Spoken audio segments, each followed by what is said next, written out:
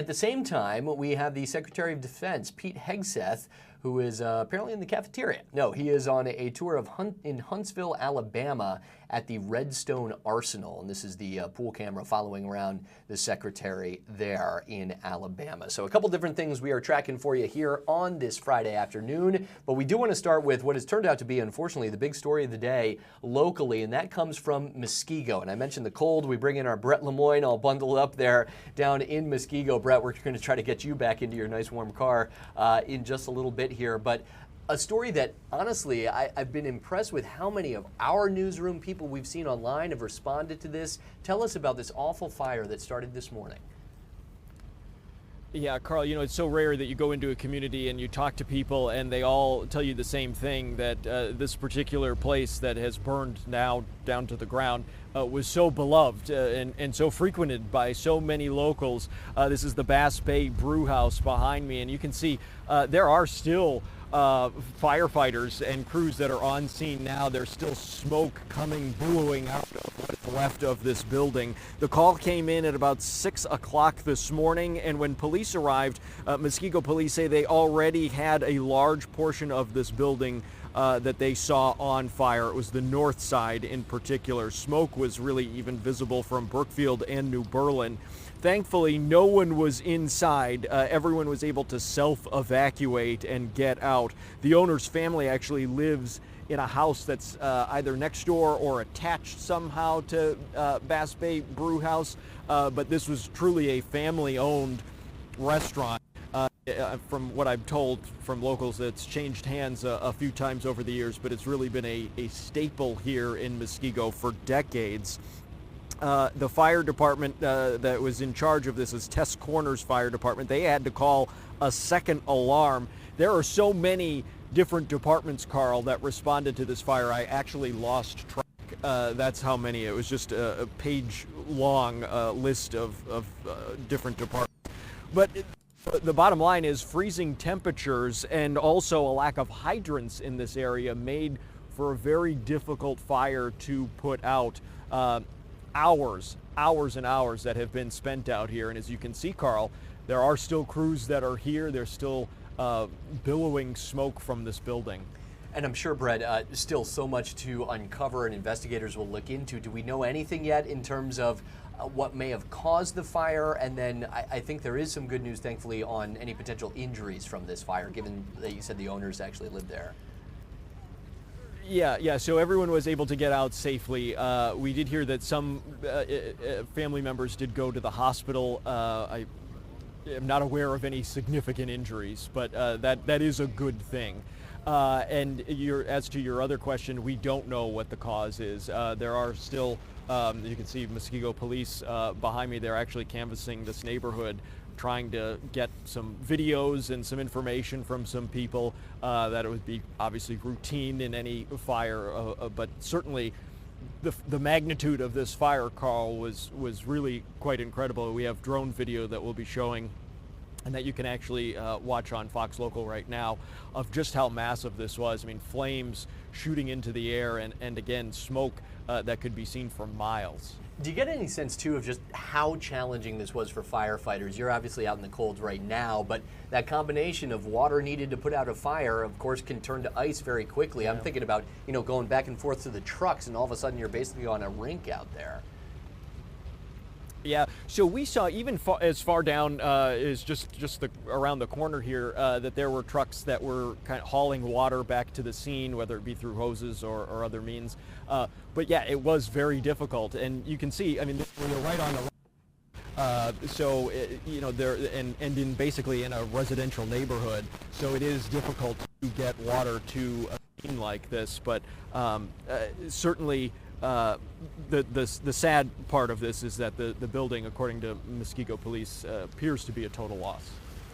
And then, Brett, I'm not sure if this kind of struck you as well, but I certainly noted it in some of the statements that we've gotten from Muskego police as well as other officials, specifically noting in an official statement how much this place meant to so many in the community. We don't often see that, but I think it speaks to what this place, the Bass Bay Brew House, meant to people. We had a number of people here in the newsroom today when the news happened say, oh my gosh, I love that place, it's fantastic. And I imagine even more so down there in Muskego.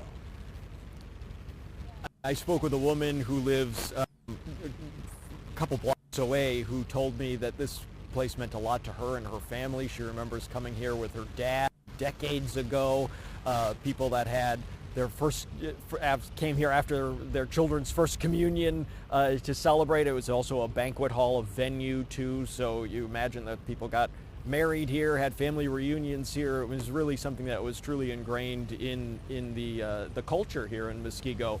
We spoke with a guy who lives just around the corner from where this fire happened. He said he looked out his window this morning and saw the flames from his son's bedroom, and his first thought obviously was for the safety of his neighbors who live and own the restaurant here behind us, Bass Bay Brew House. But he also said, gosh, he was thinking too, is it going to come to my house? I mean, that was how intense those flames were, the heat, the smoke, and it was spreading rather quickly. And for those owners, not just a business loss, but a home potentially as well. Just an awful time, of course, before the holidays. Not sure with the banquet hall how many events they might have had scheduled over the next couple weeks leading up to. So just a really difficult day down there in Muskego. Brett, thank you very much for all your reporting down there. We'll let you get back to it and look for more later today here on Fox Local and our different newscasts. That's Brett Lemoyne. Yeah, go ahead. Yeah, no, I was just going to say, I mean, our thoughts are certainly with the owner and everyone that was involved with this fire. Some family members were here at the scene. They didn't want to talk, but certainly there are a number of different ways that the community is helping them through drives of funds and also some provisions too, because they've lost everything. So certainly our thoughts are with them, and certainly the community is grieving that loss as well. Yeah, I'm sure just the beginning of the show of support that they will receive as well in this time of need. Brett Lemoyne reporting from Muskego. Thank you very much. Thank you. That is a very difficult story, and the images, again, if you go to some of the other videos you can find here on Fox Local, or if you're watching on our website or YouTube channel, it's been posted already too. We had drone video there from the fire this morning. Our photojournalist Jeff Frings was there throughout the morning, and when he first got there and got the drone up in the sky, I mean, plumes of black smoke, and some of the images we've seen from social media videos as well, these massive flames in that early morning light. Again, this came in about 6 a.m. or so this morning, and continuing the plumes of smoke, even when they shifted from kind of dark to whiter smoke as the firefighters started to get a handle on things. Just a massive response needed for a fire of that size, that magnitude. You certainly think about the owners right before the holidays, your business, your home, and then of course potential business as well. You think about people that may have had events planned at Bass Bay Brew House leading up to the holidays, not an option anymore. Still a lot to be determined. Brett Lemoyne obviously on that story for us today, but if we get any other statements or official word on a possible cause of the fire as the investigation continues, that is definitely something that we will bring you here on Fox Local throughout the day today or in the days that follow. Same goes for possibly if there's a GoFundMe account or different ways the community there in Muskego can help out that family. We'll try to bring you that as well.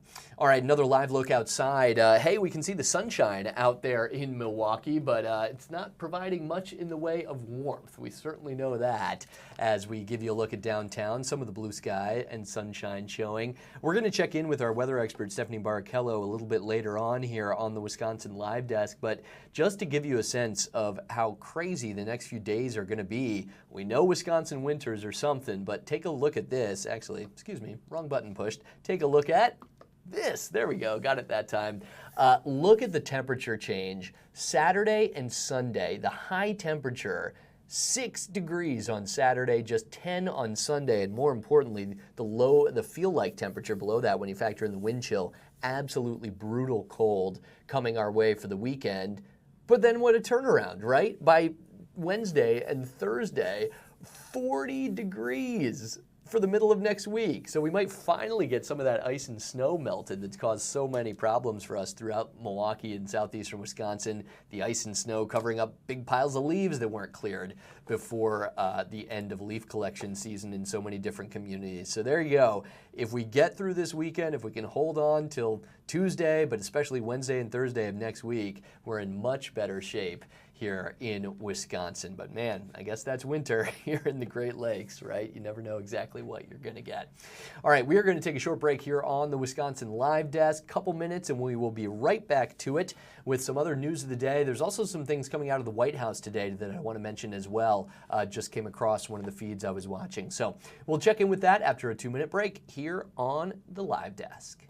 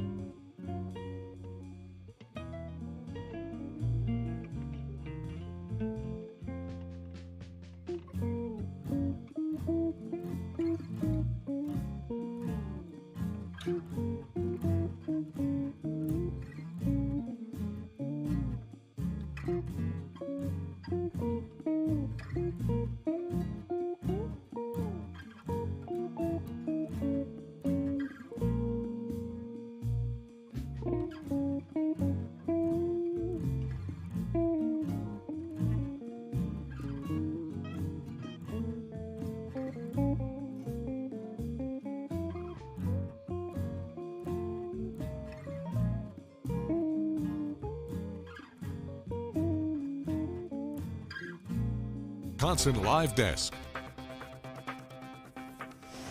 Welcome back. It's the Wisconsin Live Desk with you here on this Friday afternoon. I'm Carl Deffenbaugh. Sam Kramer will be joining in just over an hour or so, hanging out with you here on this Friday afternoon as we do each and every Monday through Friday here on Fox Local from noon until 3. Our 3 hours of coverage to kind of carry through what is our morning newscasts into our afternoon and evening newscasts here for you throughout the day, pretty much with no stop here on Fox Local. So if news happens, we have it for you here. One of the things that we are certainly looking ahead to is the big story yesterday with jury selection starting and will be the big story of next week. That is the federal trial of Milwaukee County Judge Hannah Dugan. And I'm going to play a video for you here from the Wisconsin Live Desk Twitter account, which, by the way, give us a follow over there on X. I said Twitter. That's old habit. It's X now. Has been for a little bit. Wis Live Desk, if you want to check it out. We post a series of the videos and stories that we have for you throughout the day. That was the video of Judge Dugan arriving at the federal courthouse in downtown Milwaukee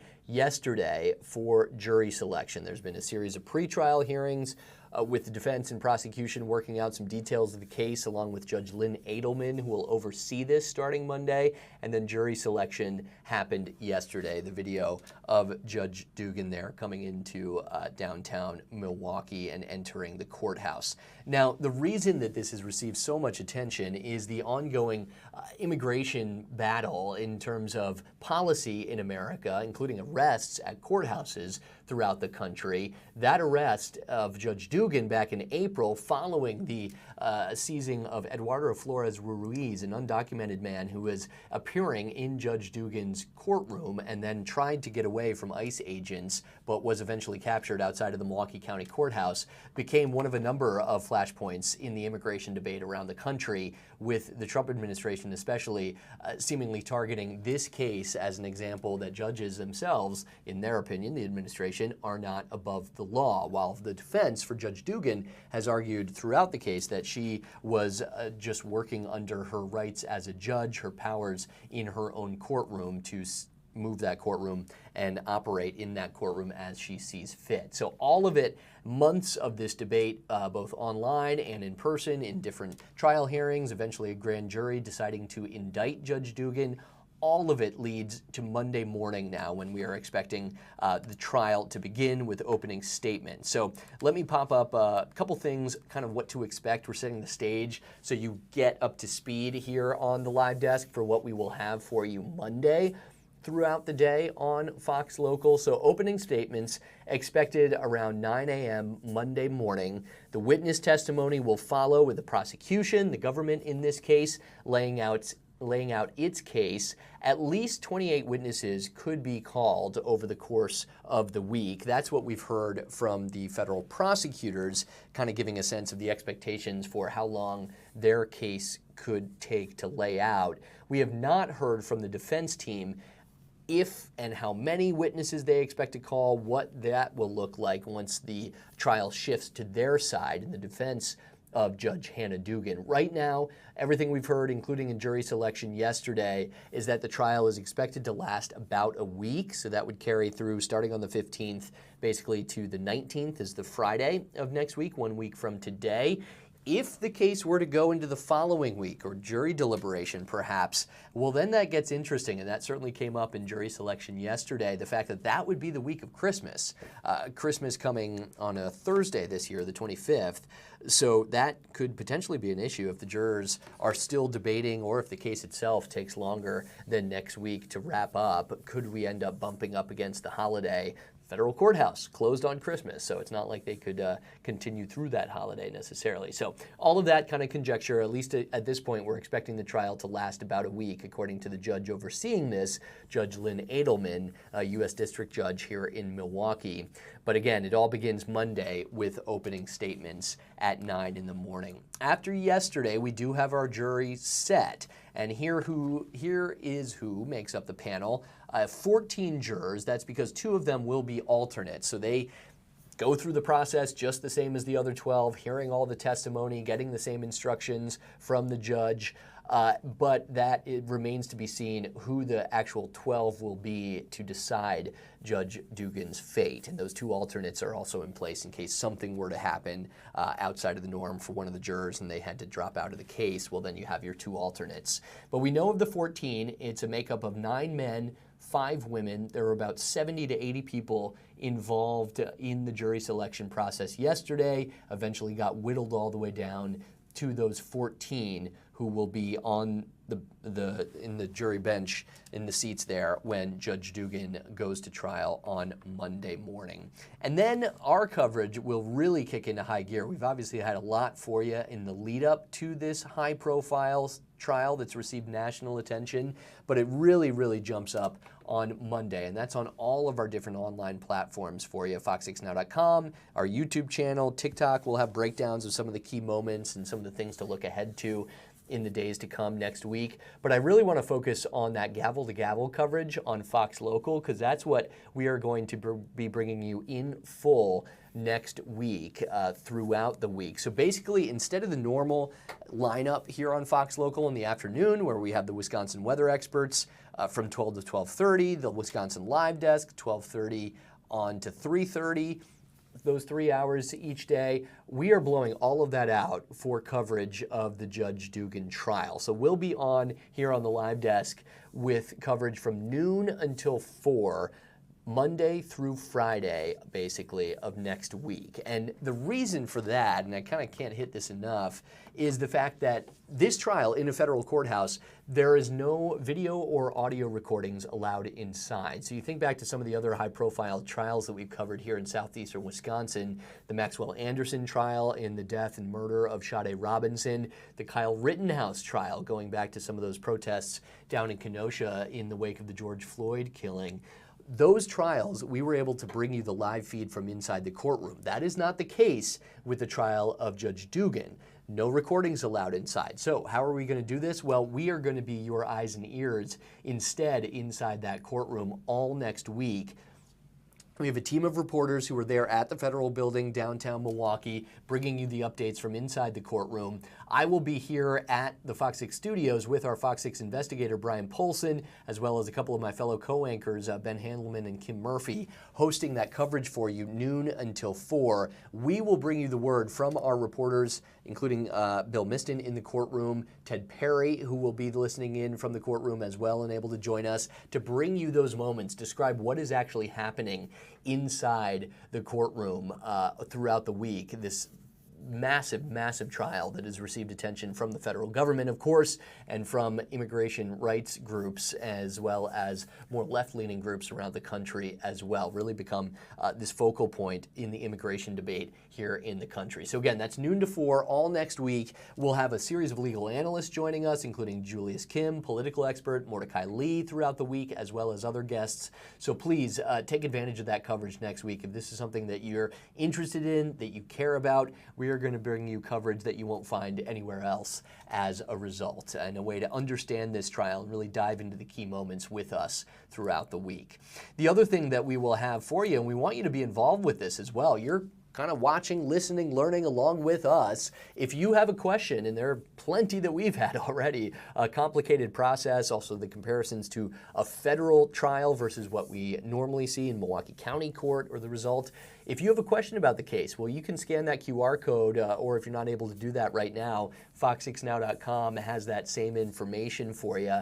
And this is throughout the trial, so send us some questions this weekend. We'd love to include it Monday after those opening statements and kind of get you up to speed on where we're at and kick things off with how we got here. Or during the trial, if something pops up and you're interested, please take advantage of that, because we'll take those questions directly to our reporters covering it, as well as our legal analysts and political experts joining us for our trial coverage. And we'll try to get you those answers, because we know there are going to be many over the course of those potentially 5 days next week, however long the trial lasts. We are here for you on Fox Local. All right, with that, we want to take another short break here on the Wisconsin Live Desk. Much more coming in terms of news from southeastern Wisconsin on this Friday afternoon. A couple things to mention nationally as well out of the White House today. That is still coming on the Wisconsin Live Desk. Thanks a lot for watching in this great city of Milwaukee. It looks beautiful there, as long as you don't pay attention to the 25 degrees in the bottom left or what's coming even colder in the weather department for the weekend. We'll be right back.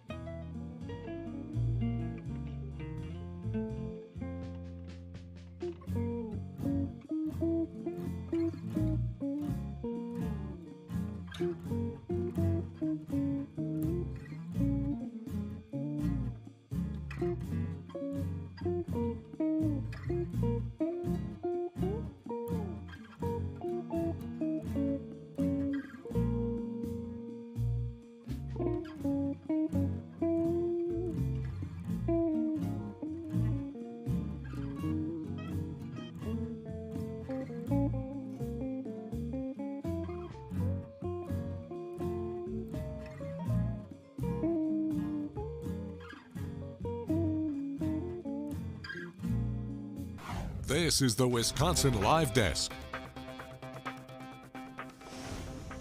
Welcome back to the Wisconsin Live Desk. Carl Defenbaugh with you here on this Friday afternoon. We're going to get back to some local stories in just a little bit, but wanted to mention some relatively big news coming out of the White House today on a number of different topics, including a release from Democrats in the House of photos of Jeffrey Epstein from his estate without captions or context, that's important to note, but including showing pictures of Jeffrey Epstein, the disgraced financier, alongside President Donald Trump, alongside former President Bill Clinton, and other major figures. So I'll get you a few more details on that in just a bit. But in the meantime, some of the other news out of the White House today, the president has said that Thai and Cambodian leaders have agreed to renew a truce. This is after days of deadly clashes between Thailand and Cambodia had threatened to undo a ceasefire that the Trump administration helped broker earlier this year. This announcement, though, between those countries to restart the ceasefire came in a social media post from the president and followed calls with the Prime Minister of Thailand as well as the Prime Minister of Cambodia. Trump also said that the Malaysian Prime Minister played an important role in bringing those leaders together and reaching the ceasefire. This goes back to July, the ceasefire first brokered by Malaysia, again, pushed through with some pressure by President Donald Trump, who had threatened to withhold trade privileges unless those two countries, Thailand and Cambodia, could agree. That held until recently, and then there had been a propaganda war as well as some skirmishes and then days recently of deadly clashes that threatened that ceasefire. But again, the update today, leaders from both Thailand and Cambodia have agreed to renew that ceasefire. So that is the news there out of the White House. President Donald Trump also supposed to host a bill signing ceremony this afternoon. That is scheduled in the Oval Office around 2 o'clock Central Time, 3 o'clock out on the East Coast in the nation's capital. So if that's something we can bring you here on the Wisconsin Live Desk, certainly something we will try for. And then we get to the big story, and that would be House Democrats today releasing a selection of photos from the estate of Jeffrey Epstein, including some of them with President Donald Trump, as I mentioned, former President Bill Clinton, also former Prince Andrew, who has been tied up to so much of this with the Epstein estate. 19 different photos released by Democratic lawmakers from the House Oversight Committee. This is just a small part, too. More than 95,000 photos went to that committee from the estate of Jeffrey Epstein while he was awaiting sex trafficking charges back in 2019. He died in that New York jail cell. The photos released on Friday, separate from the case files that the Department of Justice is supposed to be releasing as well. But all of this is just anticipation growing with the administration now facing that deadline next week to produce the Epstein files. That would be the Department of Justice investigation. Number of different conspiracy theories of speculation has grown off of this. This collection of photos from the House Oversight Committee, separate from the so-called Epstein files, we're expecting from the Department of Justice next week. Now, here's the other qualifier. Those photos, again, released without captions or context. One of them was a black and white image of President Donald Trump, not president at the time, of course, alongside 6 different women whose faces were blacked out. And the top Democrat on that committee, Representative Robert Garcia, did not say whether any of the women in the photos were a victim of sexual abuse, but added, quote, "Our commitment from day one has been to redact any photo, any information that could lead to any sort of harm to any of the victims." Now, a spokesperson for the Republican-controlled committee, again, the House Oversight Committee, accused those Democratic lawmakers of, quote, cherry-picking photos and making targeted redactions to create a false narrative about President Trump, adding that nothing in the documents the committee has received so far show any wrongdoing by the president in the past or present. Now, many of the photos have already kind of circulated around in public, but Democrats have pledged to continue to release photos in the days and weeks ahead, putting pressure on the administration for that full release of documents from the Department of Justice. The White House has now commented on this. That came from, let me get this for you here, a spokesperson, Abigail Jackson from the White House, said those House Democrats are selectively, again, releasing cherry-picked photos with random redactions to try and create a false narrative. Jackson also said the administration has done more to help Jeffrey Epstein's victims than Democrats by releasing thousands of pages of documents so far. And again, there is that bill that the president signed after Republicans and Democrats pushed for this in Congress, compelling the Justice Department to release those case files, which reversed course from his past opposition to a bill of that nature. Now, we know this. President Donald Trump was once a close friend of Epstein, but has said that he parted ways with him long before he faced sex trafficking charges. Bill Clinton, too, the former Democratic president, has minimized his relationship with Epstein as well, acknowledging that he did travel on Epstein's private jet, but saying through a spokesperson that he had no knowledge of the crimes the late financier was committing along the way. Clinton also has never been accused of misconduct by known victims of Jeffrey Epstein. Republicans on the House committee, though, are pushing for both Clinton and his wife, former candidate for president Hillary Clinton, to testify in their investigation. The former Prince Andrew, meanwhile, from the royal family in Britain, did lose his titles and privileges this year. That was amid new revelations of his ties to Epstein over the years, although he continues to deny any wrongdoing. Now, the photo releases, again, include some images of other right-wing political operatives like Steve Bannon, a longtime associate of the president, other billionaires like Richard Branson and Bill Gates, filmmaker Woody Allen, another big name included there, the former Treasury Secretary Larry Summers, who has been wrapped up in a lot of this and lost positions at universities as a result, included, as well as a law professor, Alan Dershowitz, so some of the big names there. All of those men have denied any wrongdoing in their own associations with Jeffrey Epstein, who we know did have many, many high-profile figures and names in that circle of friends over the years until his disgrace and death eventually back in 2019 while waiting in that New York City jail for sex trafficking charges trial to play out. So that is kind of where we're at right now. A big story today, certainly, because so many people have been interested in this, wanting more information. It's led to, again, assumptions on both sides of the political aisle about what had happened over the years between Jeffrey Epstein and those high-profile friends and associates. But we're getting a release of photos today from Democrats on the House Oversight Committee when it comes to 19 photos out of 95,000, so a small fraction, and it should mention again that they did not include any captions or context. So something we will continue to follow here on the Wisconsin Live Desk on this Friday afternoon, and I'm sure in the days to come as we're looking ahead to that deadline for when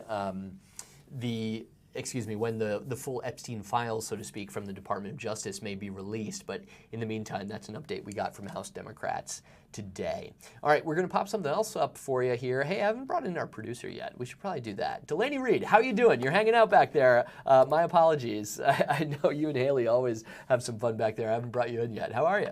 Good, how are you? Doing well, doing well. Okay, so you've got your Packers sweatshirt on. We can have some fun with this, maybe. Yeah. Do you know who I am rooting for Sunday in this major matchup between Green Bay and Denver? I feel like you might be rooting for the Broncos. I am, and I will admit it here on the live desk, despite the fact we're doing this all from Wisconsin. So it's very random, but I'm a Denver Broncos fan, have been for pretty much my entire life. So I kind of like keep quiet while my co-anchors who are like Lions and Bears fans take all the flack. But this week, it's you and me. It's Green Bay versus Denver. Let's go. I respect that you keep it quiet, but it's not as big of a rivalry. I know, think, yeah. It's so not quite the same as all the okay. Chicago clashes over the years, certainly the case. Right? We do have, let's see, we do have that live feed from Lambeau Field. Of course, the game is actually in Denver on Sunday, but a snowy Lambeau Field there in the background as the Packers have spent this week preparing for the game. They're actually favored despite playing on the road in Denver on Sunday. So at least the odds makers like your chances, Delaney. But it should be fun either way, I think. It'll be fun. I think it'll be an interesting game. Yeah, both teams kind of rolling right now. The Packers are kind of righting the ship, that big win over the Bears following that massive one against the Lions on Thanksgiving. While my Broncos, I can be your resident Bronco analyst here, Delaney. They are on a 10-game winning streak. They have the best record. They'd be the #1 seed in the AFC right now if the playoffs started, but still a long way to go. So I'm feeling pretty good, despite the fact that the Packers are favored. I know, it's hard to say. I think it really could go either way. Well, here's what we know, too. It's going to be a great offense and a great defense going at it, which is always fun. Of course, the Packers with Jordan Love now in like the MVP conversation are rolling the last few weeks. His receivers, including Christian Watson, 5 touchdowns in the last 4 games, has been great. They got Jaden Reed back last week against the Bears, and we know what he can mean for that offense. But I'll toot the Broncos' horn a little bit here. They have one of the best defensives, not the best defense in the league this year. 55 sacks. They're on pace still to potentially tie the NFL record of 72 set by the Bears back in 1984. So they are relentless. And the secondary is pretty solid, too. Pat Surtain, Defensive Player of the Year in the NFL last year, shuts down basically half of the field and leaves the rest of that Broncos secondary with some room to cover and everything like that. So either way, I think it's going to be very fun this Sunday. I know we got to get through the cold and then settle in for Sunday afternoon. Right? I'm excited. It'll be a fun game. Do you have like a whatever game way. day meal that you have to have? No, not Okay. really. What about you? I'm usually like a combo of wings and pizza, but I don't have anything arranged, so we'll try to figure that out. We've got a couple days. Yeah, there's still time to get something set up. Yes, indeed. All right, we should have come up with like a bet or something on this, Delaney. Maybe there's still time over the next hour that I'm with you here on this Friday. Right? We'll have to come up with something. I know you had something with Haley, the resident Bears fan here, so we'll see how it goes. You guys have been winning more than your fair share against all the other at-work rivals between the Lions and Bears this year, so we'll see if I can finally get you and turn the tables. Right? We'll see. All right, as we give you that live look at Lambeau, of course, looking ahead to Sunday's game in Denver, 3:25 Central Time, the kickoff for the Broncos and Packers. It really is the marquee game in the NFL slate here in Week 15, so we'll see how it turns out. Packers favored. We'll see how it turns out on the field, and we'll see what comes of the Wisconsin Live Desk as well. A couple minutes here for a break, and we'll be right back at it after this. Thanks for watching.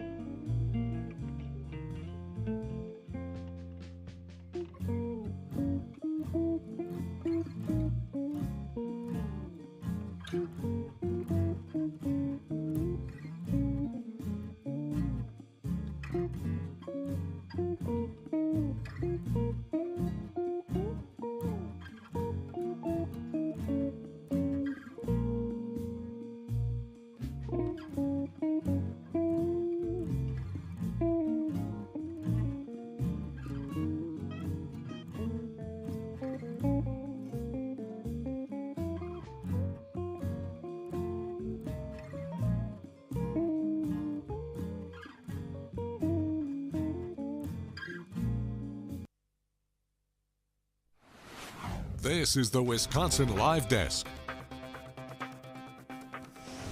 Hey, it's the Wisconsin Live Desk. Carl Deffenbaugh here, rolling past the 1 o'clock hour, 1:09 on this Friday afternoon here in Milwaukee. We give you a live look. What a beautiful shot there. Père Marquette Park. They have lights set up. It's very festive if you go down there for a walk. as long as you're bundled up. You can see the Milwaukee River is frozen. It is a sheet of ice on the right side of your screen there.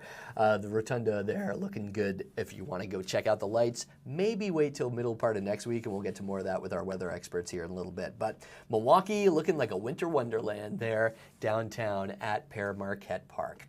All right, we want to get you back to some of the other news of the day. And here in Milwaukee, it has been the Hannah Dugan trial, starting yesterday with jury selection, looking ahead to Monday. It's something we've targeted for quite some time now, and we'll bring you, again, that full coverage I mentioned, and we'll hit again in just a little bit throughout the week here on Fox Local, taking you through the trial. But our political reporter, Jason Calvi, joins us now. You've been doing amazing work, Jason, getting people up to speed. This made national headlines back in the spring, but if people had forgotten about it, if the details of the case had gotten a little confusing, you've been doing a great job this week of reminding people, bringing them everything they need to know before the trial begins, and then it's all the unknowns that we don't know. So tell us where you are. I think it's a very notable place when it comes to this trial today.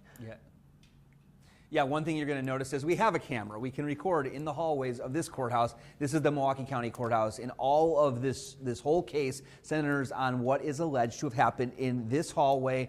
This is Judge Dugan, Hannah Dugan's courtroom here at the Milwaukee County Courthouse, and it was April 18th. The charges, the federal prosecutors, as well as the federal grand jury, have charged that judge, Judge Hannah Dugan, with two things: obstructing federal law enforcement operations, and secondly, shielding somebody from arrest. That person is Eduardo Flores Ruiz. He was actually here in this hallway and in her courtroom because he was charged in the state of Wisconsin with domestic abuse for beating up his roommates. He said it was a mutual fight. He was actually, later on after this whole thing, he was convicted of that, found guilty of one of those charges of domestic abuse against his roommate. So that man, Eduardo Flores Ruiz, was really the immigrant, the person who the federal government said was in the country illegally. They said back almost more than 10 years ago, he had come into the country and at that time illegally and was deported at that time. So we're talking about more than 10 years ago, was already deported.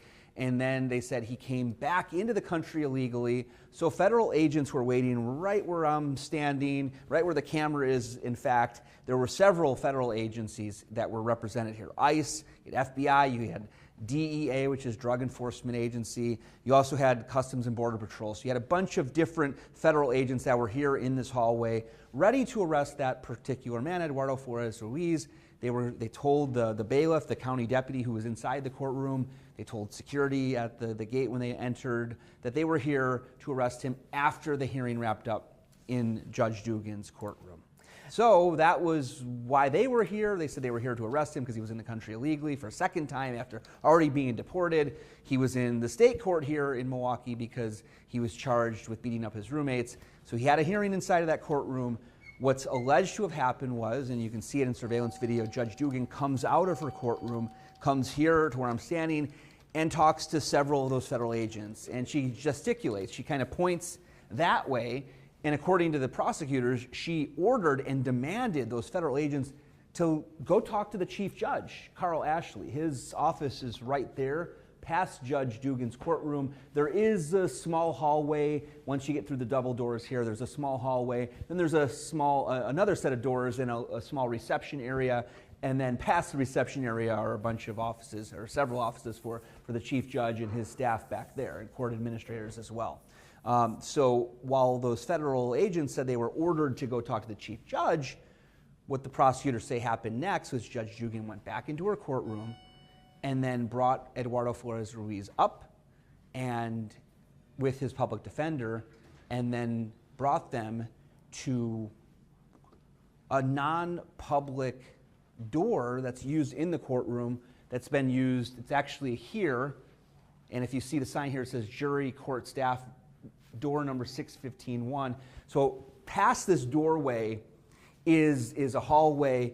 It's a private, you have to have a badge to get into that hallway. It's a private hallway that's used usually for deputies, court staff, as well as jury members. They can use that hallway. So according to prosecutors, Judge Dugan brought Eduardo Flores Ruiz to the door in the courtroom, the jury door, and the next thing we know from the surveillance video, again, there's cameras all over the place here, you can see Flores Ruiz and his public defender exit through this door, 615-1 right here, exits here. While most of the federal agents were in Carl Ashley's office, Chief Judge Carl Ashley's office, there were one or two that hadn't been spotted by Judge Dugan and were still out here, kind of, they were dressed in plain clothes, and they actually saw Eduardo Flores Ruiz leaving the courtroom, so they kind of followed him out. They went down the hallway some ways to another bank of elevators, not the ones that are immediately to my right here. There's a bank of elevators here. He did not use this bank of elevators, according to prosecutors. They walked down this hallway, and you can see that in the surveillance video. There's another set of elevators down there they took down, and then Flores Ruiz did leave the courtroom and leave the courthouse. And then the next thing that the criminal complaint says is that the federal agents, several of them, chased Flores Ruiz. They called his name. According to his attorney, he heard his name, thought somebody was yelling at him. He wasn't sure who it was. Again, they were in plain clothes, and so that's why he says he ran. But the federal agents chased him a block or so and then did arrest him outside of the Milwaukee County Courthouse. So this was all on April 18th. Then a little bit later in April, the FBI came to this courthouse and arrested Judge Hannah Dugan. It got publicity across the entire country, Carl, because when you think about this issue, you're talking about a hot button issue really debated across the country right now. That's immigration. You also have this headline of a judge being arrested on this particular topic of immigration. So that all played out right here on April 18th when this situation with the immigrant took place, and then a little bit later in April when Judge Dugan was arrested. Now it comes to a head with this trial, which picks up and starts this upcoming week. That's a great way to kind of lay it out because, yeah, so many people not familiar with the Milwaukee County Courthouse, or certainly that hallway. You're giving us an idea of things. Jason, I understand this also kind of plays into what we're expecting to hear from both the prosecution and the defense next week, and their specific interpretations of what happened or what didn't happen in that hallway there. Maybe you can give us some context, because I know the defense has mentioned in some of their pretrial things the fact that Judge Dugan's door and where Eduardo Flores Ruiz actually exited back into that hallway, less than 12 feet, right? And that's right behind you there. Yeah, and I'm going to show that to you right now, Carl, if I can. Justin, if you could just give me a second, I'm going to walk down here. So again, this is the public hallway. You can't see it, but right here, we're underneath the sign for Judge Dugan's courtroom is the big public exit and public entrance. This is the doorway that if you're coming in to watch a trial, if you're going to come through this doorway. So that's the public exit and entrance for her courtroom. This right here is where staff go in. Including with like this slow person. cookers, it looks staff. like.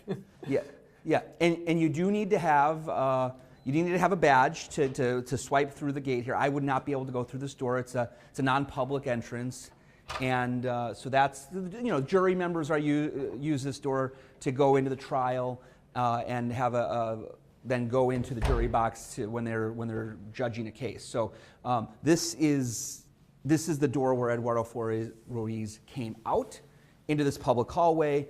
Again, a lot of the agents were down there talking with the chief judge over the phone. Actually, he wasn't in his office, but he was called via the phone and was able to talk to some of the federal agents, or at least talk to one of the leaders there. This all took place on April 18th. Another key question is going to be that jury hallway, which again, I can't show you, but I can show you some pictures in my stories tonight. It has two exits, that jury hallway, that hallway that's private, that employee just walked through with the cooking, with the crock pots. There's two exits from that hallway, this one here, and then a second one. There's a second door in this corridor here. This particular area is public, but what you can't see right now, which I'll show you a little bit later tonight, that second door from that jury hallway does lead to a set of stairs that go down to the 5th floor. So that's going to be part of the debate here in federal court is, was she trying to have Eduardo Flores Ruiz use that other door that he didn't actually use to go down to the 5th floor? He ended up using this door here, exiting just feet from her main entrance and exit, and ending up here in the public hallway. Yeah, help me out if I'm interpreting this correctly or not, but my understanding of what we're hearing at least will be potentially the ways that the prosecution and defense argue that different layout there. On the defense side, it's them saying basically, look, that difference in doorways that you just showed us, less than 12 feet, he was still out in the same hallway, he still was apprehended by federal agents. What's the deal here? It's not like she impeded their ability to arrest him by the fact that he was arrested later that day. Versus the prosecution side of it kind of plays into that other possible exit and that stairway that they think she was actually trying to lead him to versus where his attorney took him. Is that kind of the difference there? Am I getting that correct, Jason? It's going to be part of the debate and part of what's going to play out in court this upcoming week. But, keep in mind, the agents that she did speak to, that she thought she had talked to over here, did go away. And I mean, the timeline here is so quick when you watch the video between the time where she was out here speaking with the agents, the time they walked down the hallway to Carl Ashley's office, the chief judge, and the time where Eduardo Flores Ruiz ends up right here in that public hallway. Just, we're talking about minutes, and those minutes are going to be the gist of what's going to be debated, I think, in court this upcoming week. But again, those issues are now going to be decided in federal court by the jury. Yeah. Two other questions. I know you're relatively short on time here, Jason. We want to get you back to stuff. But two questions coming off of that. The proximity to Carl Ashley's office there, the chief judge, reminded me as well. There was, what's the right wording here? There was a kind of temporary policy for how judges were supposed to handle immigration enforcement at the county courthouse, and that's never become a more formal policy, even in the months after what has turned out to be a national story. Tell us about that and where that stands with the chief judge and some of the rules that he wanted implemented or not at the county courthouse. So if you look at the federal criminal complaint against Judge Dugan, it talks about the interaction between the federal agents and Chief Judge Carl Ashley. And in that interaction, according to the complaint, Chief Judge Carl Ashley said he had been working on a policy, and he actually wanted to get a phone number with ICE, with one of the ICE men, talk about that policy because it was a draft at that point in April. Here we are 7 months later, and I stopped by the Chief Judge's office this week and said, it's been 7 months, where's the policy? He said, it is still a draft. 7 months later, still a draft. I said, well, when can we expect to see that draft become a formal policy of the courts here in Milwaukee County? And he said, look for it in a few weeks. That would suggest after the trial of Judge Dugan. I must say that Chief Judge Carl Ashley is one of the witnesses. He will be called to testify potentially. I mean, more than likely, he's on the witness list. More than likely will be testifying next week in the trial of one of his colleagues, Judge Hannah Dugan. It's an interesting layer to it as well. And then I wanted to, as well, kind of bring it back to the person, Jason, at the center of this, what started all of it. And in that case, it's not necessarily Judge Dugan who's on trial, but Eduardo Flores Ruiz, this Mexican national who had been in the country, despite being deported previously in his life, had been in the country for more than a decade, I believe, working in restaurants, food trucks in the Milwaukee area. Had he had any criminal issues in the past until the charges, the battery charges coming from that fight, or is that really what kind of kicked this off for federal agents to seek him out? Well, it really kicks it off with, I think, this whole thing of coming into the country, and already being deported once, and then it kind of flags him for the system when he has these new charges against him, and the federal agencies are able to. Right. They were already on file. It kind of it pings the federal agency, federal agents that there's a person in custody that doesn't look like he's in the country legally, according to them. And then at the end of the day, let me just clarify that. I mean, he admitted, he agreed to a plea deal that he was in the country illegally. He signed that plea deal. You can check my X account. You can see that plea deal right there. He signed it. And what it says is that he he pleads guilty to being in the country illegally, according to that plea deal, and he agreed to voluntarily be deported. That deportation's already happened, so he's gone. He's not in the United States anymore, as far as we can tell. According to that plea deal, he was deported. The federal government says he's been deported. So that's the federal charges against him for entering the country after already being deported. That's the federal charge. And then secondarily is the domestic abuse charge for beating up his roommates. That charge that brought him to this hallway on April 18th in front of Judge Hannah Dugan, that also reached a plea deal. So the plea deal there was he pled no contest to one of the charges, and the judge found him guilty of that one charge of domestic abuse. And so that is a guilty conviction here in the state court system of Wisconsin. Federally found guilty as well, deported as well already, so he's no longer in the country. That's that main character in the case of Judge Hannah Dugan. You're going to see that public defender is one of the witnesses. You're going to see the judges here. We're talking about Hannah Dugan's case. You're going to see the public defender for Eduardo Flores Ruiz potentially being called to testify. She's on the witness list. You're going to have various judges in this courthouse called to testify. You're going to see Chief Judge Carl Ashley, potentially, he's on the witness list. It's very, very likely he's going to testify. You're also on that witness list, interesting enough, former Mayor Tom Barrett is on that list. Potentially, I would say, just my hunch here, potentially to provide a character witness to somebody that he knew. I know talking to Democratic people in the city of Milwaukee, she was very much, for many years, would attend a lot of fundraisers in Milwaukee, even before she was a judge and things like that. So she was well known to political insiders here in Milwaukee before she became a judge. And so we'll see some of that maybe play out if the judge allows character testimony next week. I think that's still one of those open questions that hasn't yet been decided before the trial, whether or not they're going to have that kind of discussion about character witnesses. Yeah, I believe there was some reporting too that Tom Barrett was friends with Judge Dugan's older sister back in high school, so had known Hannah Dugan when she was like 12 years old, a teenager as well after that. So maybe that ties into the reason his name is on the list. Yeah. I'm curious about this too. And interesting enough, let me just say this. Let me say this one, Carl.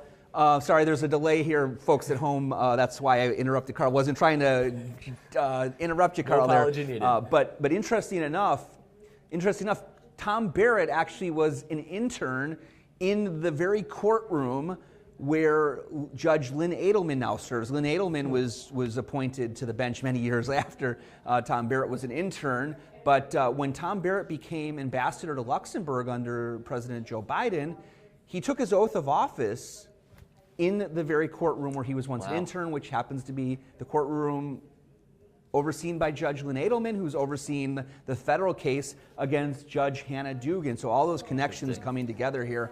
Judge Lynn Edelman was a former Democratic lawmaker in the state legislature, and then was appointed by President Bill Clinton to become a federal judge. Interesting enough on that, Carl, you know who helped him become a federal judge back then? Gave a letter of recommendation urging the president to pick Lynn Edelman versus the various other people that had their name in the I think I only know this because I pay attention to some of your reporting, but Republicans, right, at the time?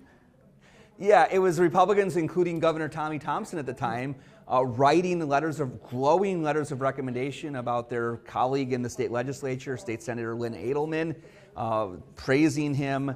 And then, he did get appointed by President Bill Clinton. It was interesting because at that time, Democrats had a one-seat majority in the state Senate. So, and Lynn Edelman represented a kind of conservative area, I would say a conservative area, including Waukesha, I believe New Berlin, areas that you right now would say, oh, that's an easy Republican area for a Republican to win. So getting rid of Lynn Edelman freed up the possibility that Republicans could flip that seat, which they ended up doing. They won that seat once Lynn Edelman was gone, but at the time, Republicans said this might backfire. Why would it backfire? Well, he's been on the bench now for about 30 years. Interesting. And he's sided against Republicans. He's sided with them a few times, but he's also seen as a liberal judge. Even his associates would say, he's a liberal judge. He ruled against the voter ID law, the photo ID law here in Wisconsin. The 7th Circuit Court of Appeals in Chicago overruled him. So that's why when you go to vote, you have to show your photo ID. That's that law. from the Scott Walker administration. Judge Lynn Edelman ruled against originally. The appeals court overruled it, so that's why we still have that photo ID law on the books here in Wisconsin. Other cases he's decided, many cases in his nearly 30 years on the bench, but he's also sided with Republicans. In 2022, there was a petition to have people like Senator Ron Johnson and Congressman Tom Tiffany and Scott Fitzgerald, Republicans, kicked off the ballot in 2022. The petition said that they helped with that attack on the Capitol. They kind of supported what was the argument in the lawsuit was supporting insurrection, according to the lawsuit. And Judge Lynn Edelman tossed that thing out. I mean, he said, no, this is not going to happen. So, he sided with Republicans. He also sided with the Trump administration on this case against Judge Dugan. What was it? Well, Dugan's attorneys, they wanted this case thrown out. They said she has judicial immunity. This case should not go forward. And Judge Edelman, he said in his ruling, his order, that the government, the Trump administration, has the better of the argument here. So he said this case will go on, and that's why we have this trial set for next week. There's always a small Milwaukee connection. You just had a bunch of them there, Jason, for us here. I know we've gone very long here, but two small questions I just wanted to get out before we leave you here. Back to Eduardo Flores Ruiz. Do we know where he was deported to? He's a Mexican national, but has there been any confirmation if he was sent to his home country or sent somewhere else? Because that's been such a big part of the immigration debate. Yeah, actually, unfortunately, Carl, I don't have that information. Let's try to do some research on that to get an answer. I couldn't find it either. I was curious if you had found it. I know that when he was deported the last go-around, he was deported back to Mexico, or as the government calls they call it removing somebody to Mexico. But that was the first go-around. I would assume it's his home country, and it's so close to the United States that that's where he was. But I don't know for sure, and hopefully we can get that information for you, Carl, for next last time. question too. This is a little bit more of a maybe just legal insight, but I'm curious that he is not one of the witnesses. The person that allegedly Hannah Dugan I was am talking very curious to, about that as well. Instead, the federal government deports him before this even reaches a trial. I would assume his testimony would be quite impactful and important. Is the thought here that his attorney, who is on the witness list, can provide basically the same testimony to interactions that they may have had on that day, April 18th of last spring, versus actually hearing from the man himself that's kind of at the center of this? Yeah. It was his public defender, and interesting enough, she had to be removed from the case, I'm assuming because she was called to testify in front of the grand jury, and now, as we know, is a witness in this case for the trial. So it's very, very likely that she will provide that. And again, we know from court proceedings that Flores Ruiz would need a Spanish translator. So I mean, they would have a federal translator, but maybe the idea is that if Judge Dugan, whatever she may have said to the defendant, Flores Ruiz, and to the public defender, maybe he wouldn't have, if his English is not that great, maybe he wouldn't have been able to understand. I don't know. I'm just speculating here as to what's going on here. But I was curious that they deported him before the trial wrapped up, because you think they would have called him in to ask him questions. At least to have the option, I would have assumed. Gone. But maybe it's just the public defender can kind of provide the same testimony, so they have that covered. We'll see. I guess all the questions that we will have some answers to starting on Monday. Jason, I know you've dove so deep into so much of this. Appreciate you bringing us there and bringing us back to where it all began, back on April 18th of this year, in that very hallway that you are standing in today. Thank you very much for being here with us on the live desk. Thanks, Carl. I think we set a record today. I think we might have. Jason and I have done we did. It was more than 20 minutes. Jason and I have done some marathons. It's the call. It just says the call. I've been on the call for 25 minutes. So you are very kind with your time, and I'll let you get back to the rest of your work now. Thank you so much. Appreciate it. Thanks, Carl. That is Jason Calvi. We do like to go long, to dive into the weeds here. Hopefully our producer Delaney is okay with that as well. But let's take a break, because that was a nice long stretch here on the Wisconsin Live Desk. But important information. And again, because we won't actually be able to bring you the live feed from that courtroom next week, video and audio recording not allowed inside the federal courtroom where this will play out, the trial of Hannah Dugan. Pretty impactful to have Jason kind of walking you through the exact hallway where things took place, really in a matter of minutes last April, and what will be be so crucial to the fate of Hannah Dugan on trial, a Milwaukee County judge on trial in federal court starting next Monday. And we'll be here for you throughout the course of that trial. All right, let's take a break. I've been talking too much here on the Wisconsin Live Desk. Quick reset, and we'll be back after 2 minutes.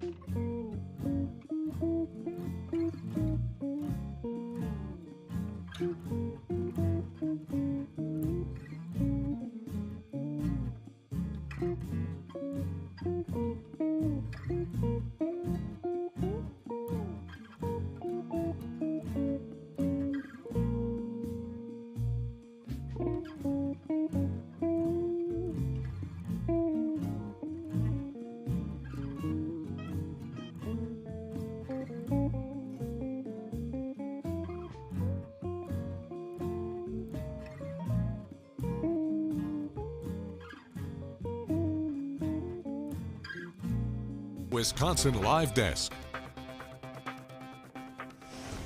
Hey, Carl Deffenbaugh here. We are just past 1:30 on the Wisconsin Live Desk, 1:36 after a marathon session with Jason Calvi, but he's the best at breaking down the minutia of some of our political coverage, and in this case, legal coverage, leading into the Hannah Dugan trial next week. All right, we'll see if maybe records can be toppled with our next guest here on the Wisconsin Live Desk. That would be the one, the only Stephanie Bargello. How are you? Doing well, Carl. I don't know if I can top Jason, though. We appreciate you standing by, because you and I were supposed to chat a long time ago. Then Jason and I got rolling, and here we are. That's fine. That's what I do back here. I'm just in the process of all these little updates, so whenever you need me, I'm here. Well, let's get some of those updates, because yeah, today is one thing. 27 degrees out there in Milwaukee. It's certainly not warm by any means, but I'm sure what you're really focused on is that massive cold that's going to set in over the weekend. What do you have? It moves in as soon as tonight, Carl. Oh, so we're watching this cold front that's off towards the west right now. It is going to bring us a little bit of light snow even here in the next couple of hours.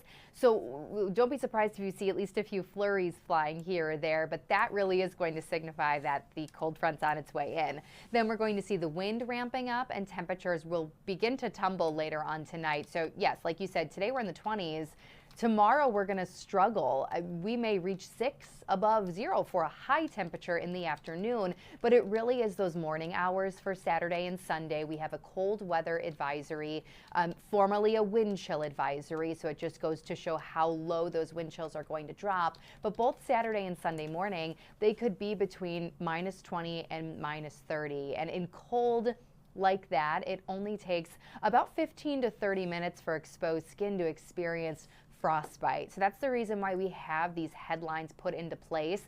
It's our reminder that this is cold that could really impact our body. And I promise you, the wind chill, it is the real thing. I know a lot of people only go by the temperature. They don't care about the wind chill. They think it's fake. I promise you, we use it for a reason. Yeah. The wind, Carl, you know, it makes sense. The wind takes away that protective heat layer that our skin has, meaning our skin feels colder when the wind is out there. So that number really is legitimate, I promise you, and we do have to take it very seriously this weekend.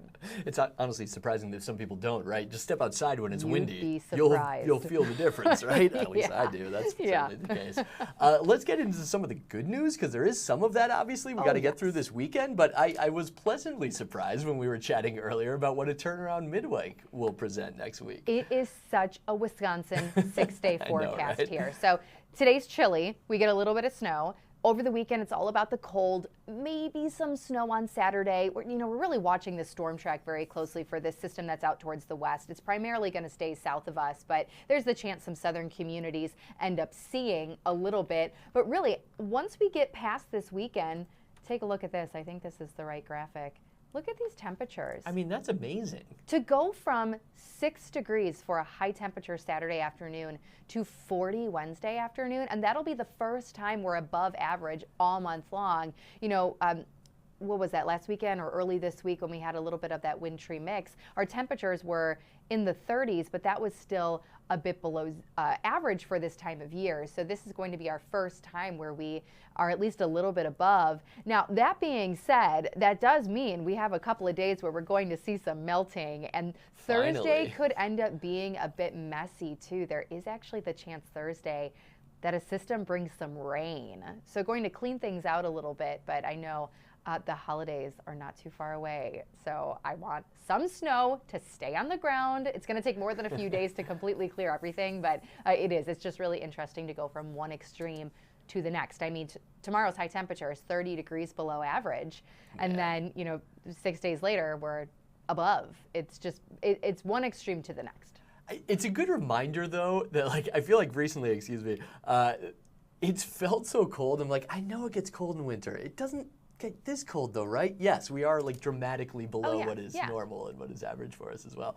I think I also, by the way, you can correct me here, misspoke when I popped this up earlier. So that the numbers on the bottom below the dates, that's the degree difference below average. Correct. Is that correct? Okay. It is, yes. Because honestly, I saw the -30 for Saturday and was like, well, the wind chill is going to feel that way. Well, Maybe that's what it is. Yeah, you're right. That actually would have been valid. That's not what it's for. But yes, the wind chills are going to be in that 20 to 30 below range. So you know what? That would have worked. But it's interesting, Carl, because earlier on Weather Experts, we interviewed one of the meteorologists at the National Weather Service. They're fantastic. And I asked, I could have done my own digging, but it's easier when you ask somebody else, how uncommon this is for this early in the year. And they do a lot of that stat keeping. And it was actually really interesting. He said, we're about 50-50 this time of year.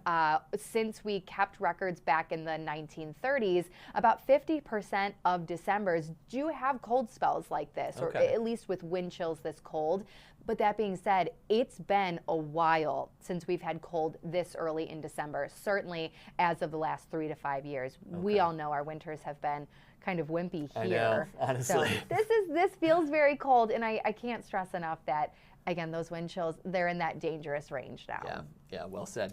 Since we're also talking about the warm-up as well for that middle part of next week, we were chatting about this, but will we finally see those piles of leaves that all got covered up? And honestly, the roads and the sidewalks are so icy given that kind of mix of stuff we got earlier this week even. Yeah, and I mean, that's what I'm looking forward to. Yeah. The good news also, even Monday, even though temperatures are going to be cold, sunshine returns. So that I think will kickstart the process. It'll probably still be icy, Monday night. We're still going to drop Monday night. But then Tuesday, in addition to sunshine and 30s, I do think we'll finally be able to get that ice off of the sidewalks, certainly through Wednesday and Thursday. Now, additional precip is possible Thursday, as we just talked about, but I do think we will finally see at least a little bit of relief from some of these really icy conditions, and I am sure plows will be out and leaf collection will be out because it's been on everybody's minds. I know I still see pumpkins around my area. Yep. They just sit them in the pile of snow. Sticking We know out you're of a coming white pile of eventually, ice. but it was so hard. That was just a very difficult situation. I mean, I still have trees by me that have leaves on them. Yeah. So, it's hard. I know there are a lot of unhappy people, but at the same time, I just think it was kind of a recipe for disaster. So hopefully that improves. It's as not we like the warm up. crews weren't working. They were doing Exactly. the leaf collection and they've Exactly. been doing the snow removal. It's just there's too much to do and too much at the same time as well. Hey, since I have you here, you want a fun fact? Yeah, please. It's apparently snowing in Green Bay. It is, yes. And you know what? Here, let me pull the radar up. I like that I'm telling you this. You're like, yes, I have many scientific models to show you that, Carl. Well, it's not quite here yet, but that Okay. is a good preview of what we could see. Although I think that's probably a little more than what we will end up seeing here Okay. locally. But this is, well, this is the cold front, or it's kind of right out ahead of the cold front. So it again just kind of signifies what's to come. But yes, we do have the chance for some flurries. There could be some flying across Fond du Lac and Sheboygan County right now. Otherwise, the tail end of that line is more so west of Madison. So we've got some time here in southeast Wisconsin. And then that second system that I kind of referenced, this is kind of taking the same track as yesterday's storm, where it's trending south of us, but that being said, I do think we'll still need to watch maybe Saturday morning into our midday, maybe a little bit of snow near the Illinois border. It may completely stay south of us, but at this point, I think we still need to be prepared for a little bit of it. Down towards the south to kick off the weekend.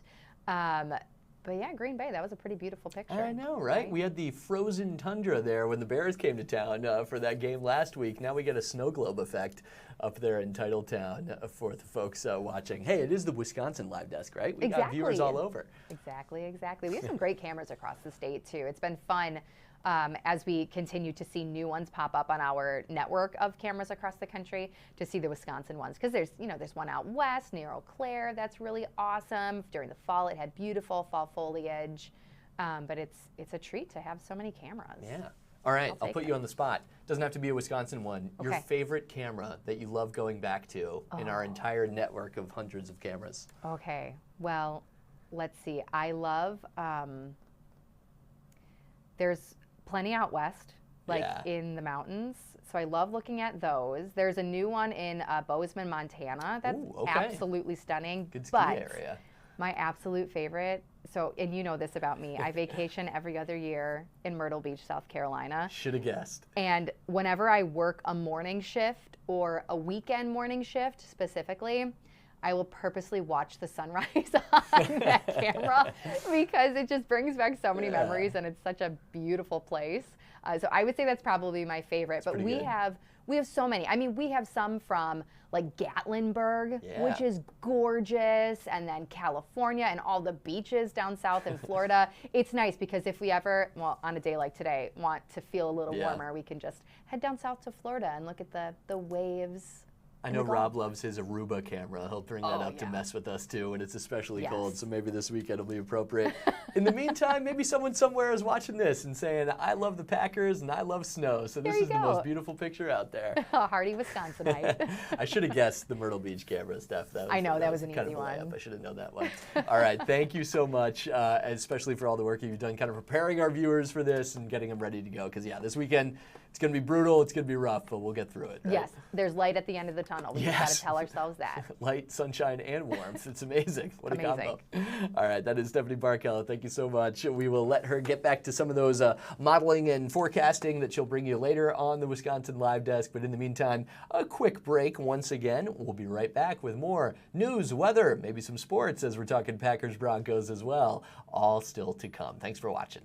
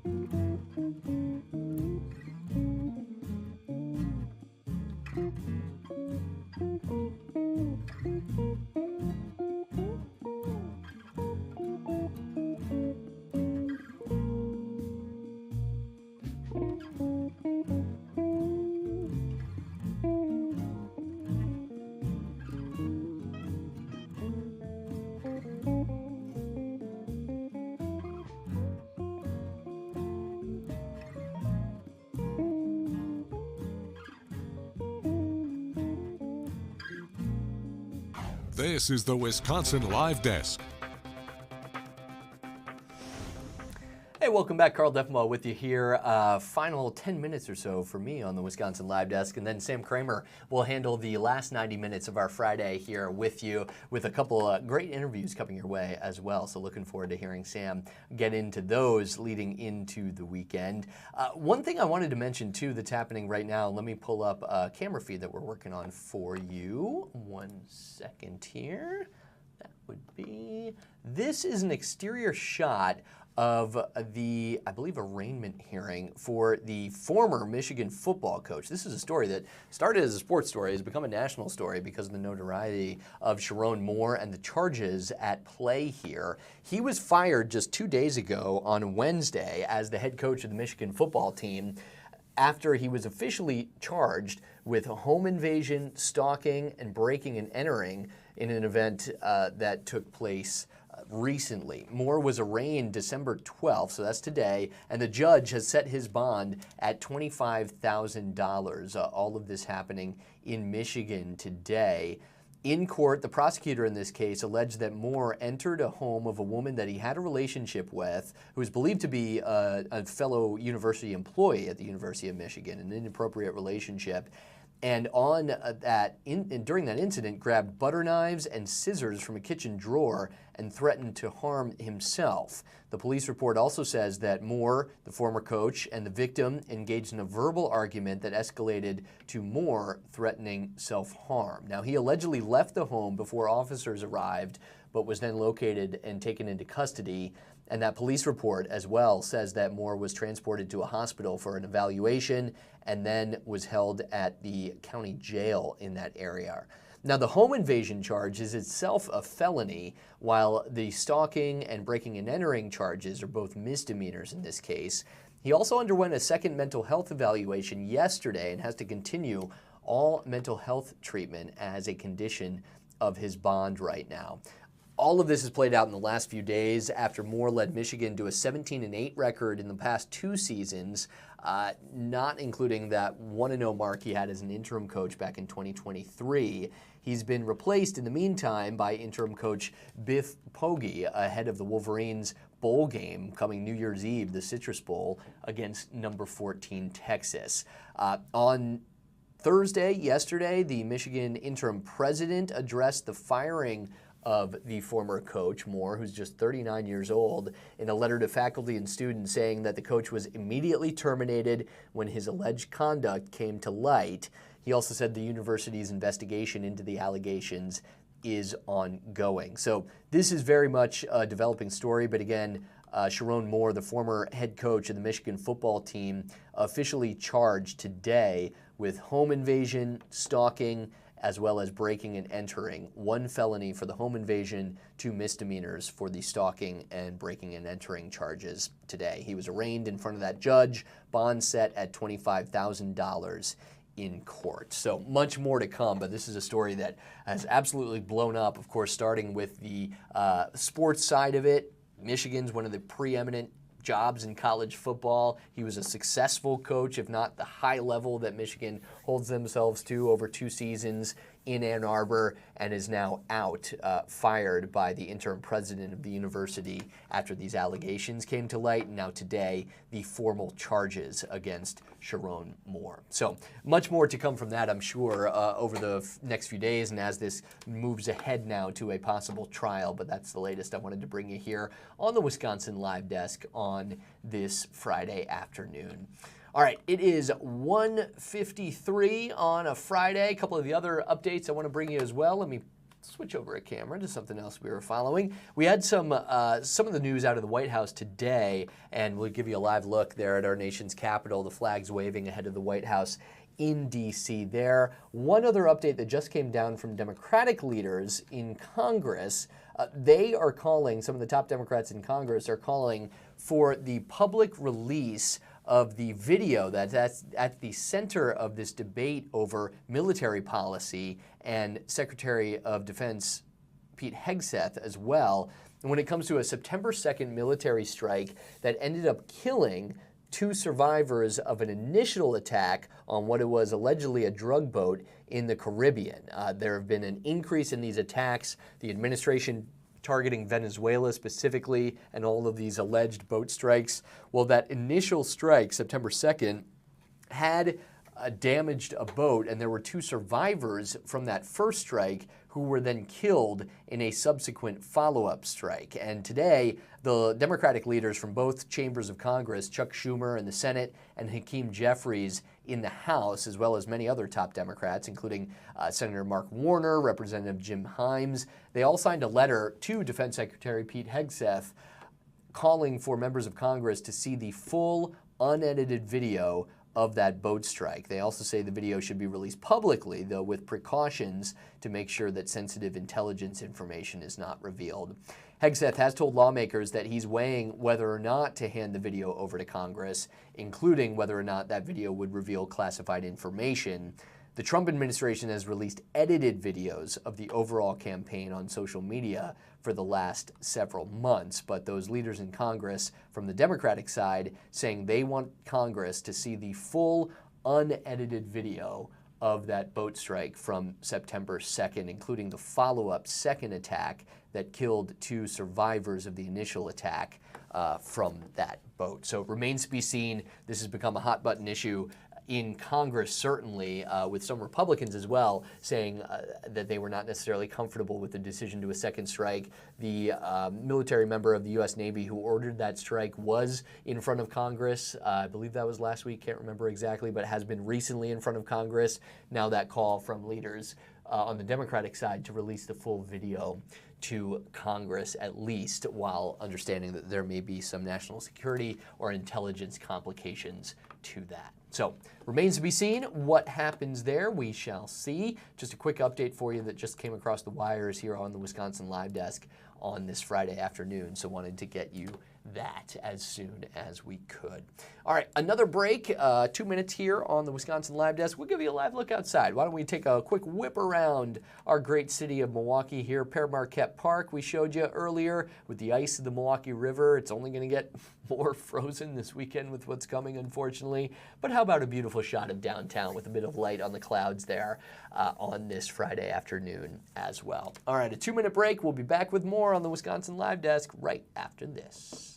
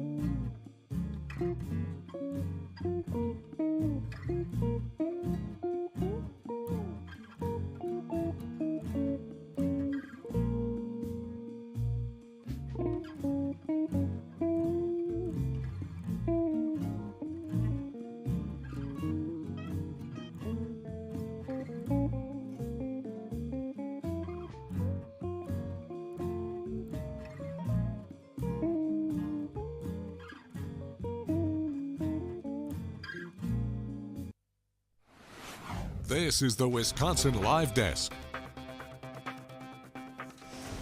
Welcome back to the Wisconsin Live Desk. Carl Defmo with you here. 1:59, which means there's one more minute until the one, the only Sam Kramer takes over Live Desk duties for the remainder of our 3-hour stretch here on this Friday afternoon. He'll be with you until 3:30 with some great guests joining him over those 90 minutes. So with that, we will turn things over to Mr. Kramer. We'll leave you with a live look at that Lambeau snow globe ahead of a massive game for the Packers, not in Green Bay. It's actually going to be great weather out in Denver for Colorado in December. That is coming Sunday afternoon. The Packers against the Broncos. Sam is an avid Green Bay fan, so I'll just leave him with this. The Broncos may be underdogs, but I'm feeling lucky about their chances going into Sunday with one of the best defenses in the league up against Jordan Love and the Pack. Should be fun no matter how it turns out Sunday afternoon. All right, Sam Kramer will be with you after we do a quick handoff. Thanks for watching the Wisconsin Live Desk on this Friday.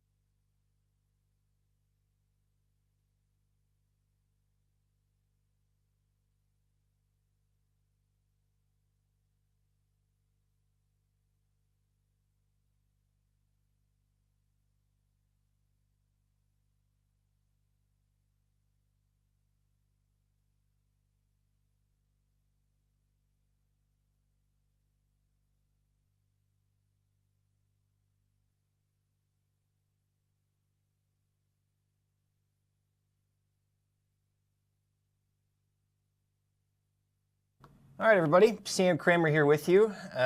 We just crossed past 2 o'clock here on Friday, December 12th, here on the Wisconsin Live Desk. There we go. Thank you so much for joining us on Fox Local. A little bit shorthanded today, so Carl and I are just tag teaming out here and covering the Wisconsin Live Desk on this Friday, December 12th. Hopefully you and yours are staying warm, enjoying a little bit of the sunshine that we have today before it gets brutally cold the next couple of days. And certainly weather is one of the stories that we are watching. And with that, too, is an important story that has to do with your health, with flu activity. And joining us to talk about that is Dr. Harini Gajala. Do I have that right, Doctor? Yeah, that's okay. right. Doctor, well, thank you so much for joining us from Ascension, Wisconsin. Curious about what you guys are seeing with flu activity. Obviously, we expect this kind of surge in viral activity this time of year when it does get colder, but are we seeing that already within the clinics and hospitals at Ascension so far? Yeah, on any given day, about 30% of patients I'm seeing are for respiratory complaints, and we are certainly seeing an uptake of influenza cases, as well as other viral conditions like RSV, COVID as well. Which brings us to kind of the age-old question in terms of vaccination. And I know that that's been a hot topic for a lot of people. It's become political over the last several years. What would be your recommendation for people about getting vaccinated and perhaps why? Yeah, it's a great question. Thank you. So we do recommend a flu vaccine as a general public health preventative strategy for majority of population. Of course, I recommend talking to your healthcare provider to see if you have any contraindications. But generally, it's safe for anybody that's about 6 months and older. And we also recommend that people get the flu vaccine annually because there's always a new strain of flu.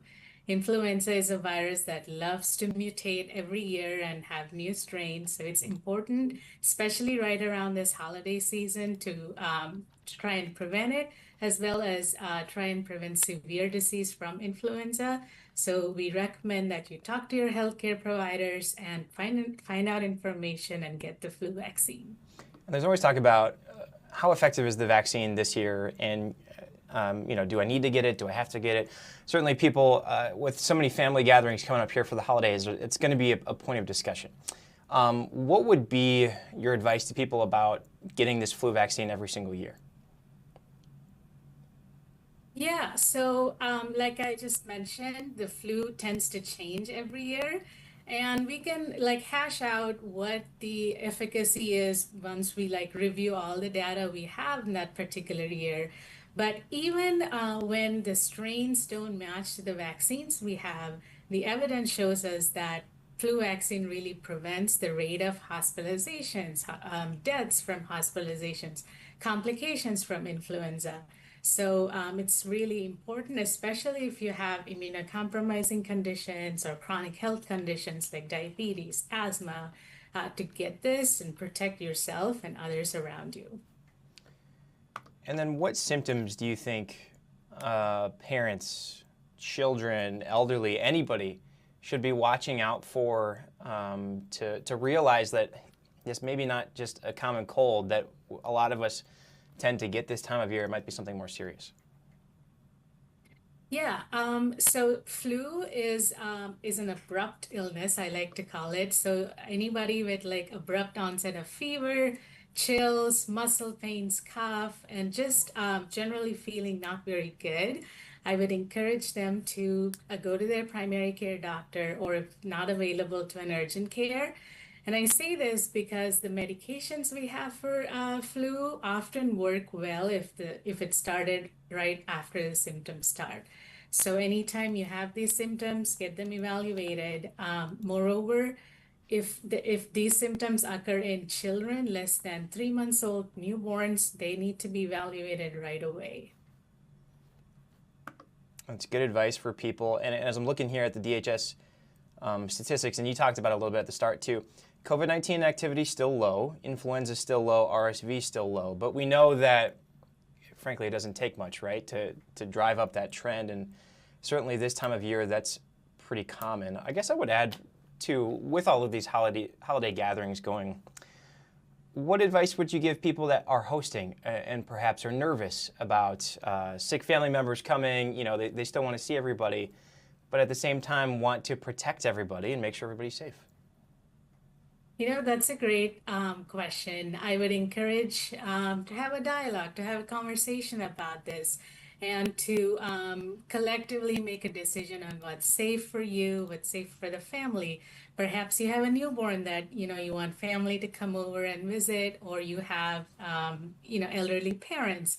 So I would say talk to your family, talk to friends, and be safe. And also, don't be afraid to open this conversation with your doctor. You know, don't go to the internet and, you know, get some false information, perhaps. It's always good to talk to a professional and make your healthcare decisions together with them. And I think that's a good point to my next question as far as where's the threshold on these are symptoms you should manage at home, these are symptoms you should go get something for, versus no, it's actually time to go to urgent care, to the ER, etc. Yeah. So emergency room, when you have shortness of breath, or you have chest pain, or you know, you are coughing up blood, call hemoptysis. These are the red flag signs that I would warn my patients. If they have this, go immediately to the emergency room. If you do have a fever, or you know, an abrupt onset muscle pain, chills, and stuff like that, call your doctor. Make sure you tell them what's going on. If they don't have an appointment, go to the urgent care and get tested, because like I mentioned, the window of starting medications, if it turns out positive, is very narrow, 24 to 48 hours. And that just led me to another question. What would you recommend in terms of people that are sensitive groups, whether it's you know, the immunocompromised, elderly, I mean, even pregnant women, about masking, which again has become such a hot topic off of the COVID pandemic, but are we at it? I understand that the flu activity is low, but when should people perhaps consider to add that extra level of protection? Yeah, as you know, as you noted, it's currently marked as low, but it's certainly, I'm sure that it's going to go up in the coming weeks, especially around the holiday season travel. So if you are pregnant, or even if you want to just protect yourself and are traveling by air, or you know, you're in public spaces, feel free to mask up, you know, and potentially prevent yourself from getting or catching a germ, or you know, influenza virus. I would recommend that if you do have access to a mask, put it on and protect yourself. Seems like a seasonal reminder, because it is a seasonal reminder, certainly in Wisconsin after all. She's Dr. Harini Gajela with Ascension, Wisconsin. Doctor, thanks so much for making time for us. We appreciate it. No problem. Thanks. Absolutely.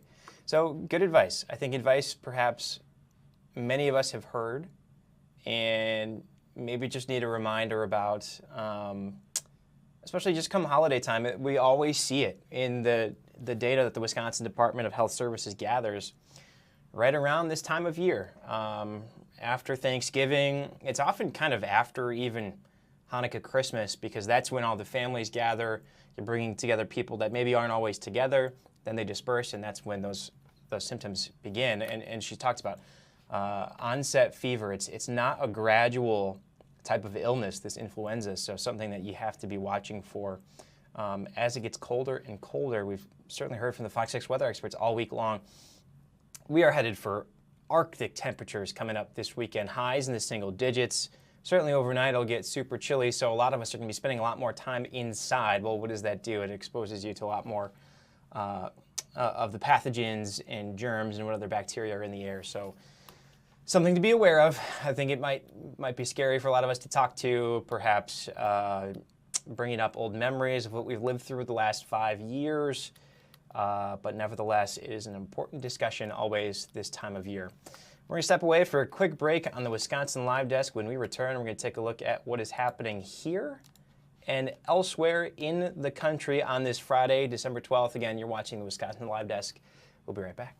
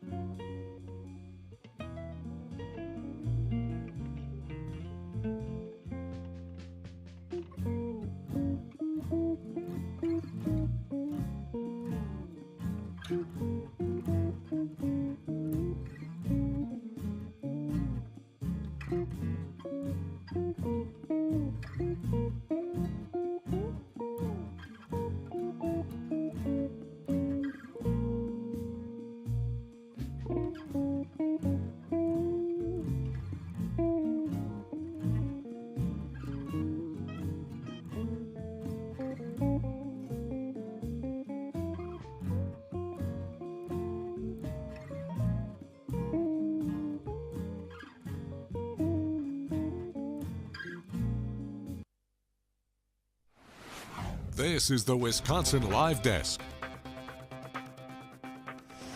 Hi everybody, Sam Kramer back with you on this Friday, December 12th. It is 2:18, getting you all set up for the weekend. Certainly a big weekend with everything that is going on, more holiday events, perhaps some shopping going on, certainly the Packers that we're paying attention to.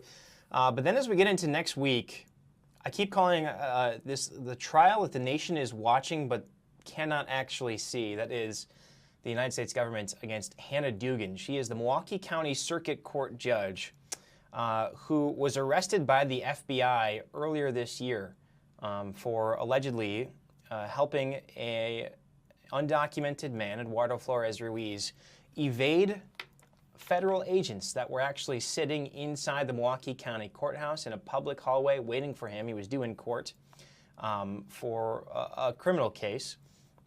And she is accused of actually helping him to evade those officers through a hallway that is not typically open to the public, and obstruction as well. That trial gets underway on Monday. So again, we are going to have gavel-to-gavel coverage on this, which is going to be extensive for a number of reasons. One, if you're unfamiliar with federal court, there is no visual for us to rely on. No cameras are allowed, no streaming, no live production. This isn't like the criminal trials you might see on your favorite network of choice.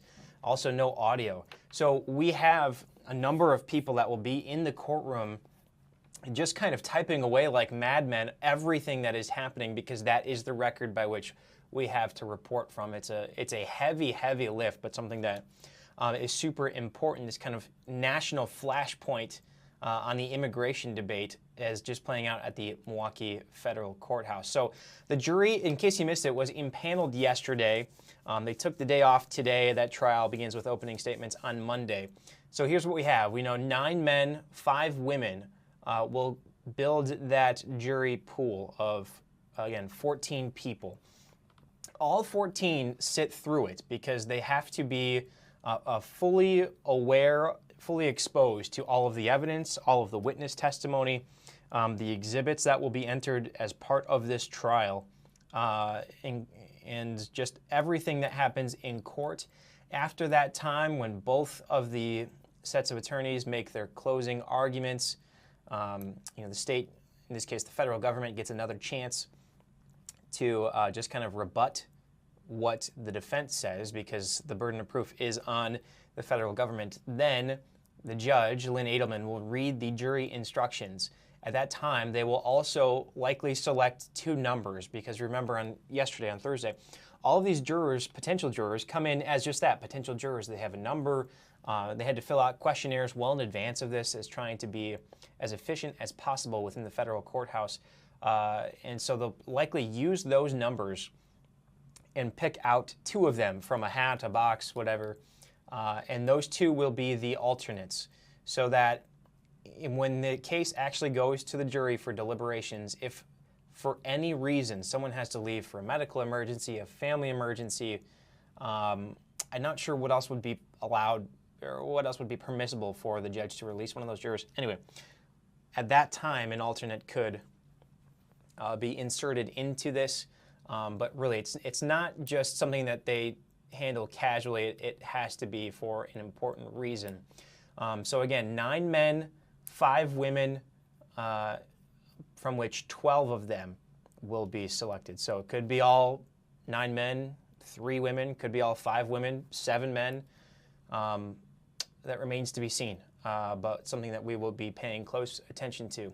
The evidence in this case really comes down to the surveillance video that a lot of us have seen from the hallway of the Milwaukee County Courthouse that so many of us obtained via open records request, which you're watching right here. So that's Judge Hannah Dugan right there on the left, speaking to these 2 men who, in criminal complaint documents, are identified as federal agents. That's Eduardo Flores Ruiz and his attorney going through a hallway. Here again is Judge Hannah Dugan coming up to these men, having a conversation, and she eventually instructs them to come to the end of the hallway where they are to speak with the Chief Judge, Carl Ashley, of Milwaukee County Circuit Court. And so again, that's just kind of what's happening here. And what the federal government is arguing is that this was kind of almost a distraction play, that Judge Hannah Dugan was helping Eduardo Flores Ruiz get away, kind of start to escape their custody, or at least their attempts to bring him into custody, by going through that hallway. Eventually, Flores Ruiz rides an elevator down with some of those agents inside it. He then goes toward the exit and takes off and runs just outside the courthouse on the street immediately to the west of the courthouse. And when they bring him into custody, Eduardo Flores Ruiz was deported last month, according to the U.S. Department of Homeland Security. And so, again, the question is, before the trial, 2 charges. First is obstruction. That's a felony. The second is concealing an individual to prevent an arrest. That's a misdemeanor. So that's kind of what the federal government has to prove in this case. The belief is that, at least what they've said in pretrial hearings, is that the federal government could call as many as 28 witnesses. A lot of them will be federal agents, other people on this floor in and around the Milwaukee County Courthouse who were there for this operation, were there to see what happened. And they believe that they can make their case between Monday and Thursday. So it starts on Monday. Again, 9 o'clock in the morning is when opening statements begin. The courthouse opens at 8. And again, because this is a trial that the nation is watching, expect that courtroom to be full.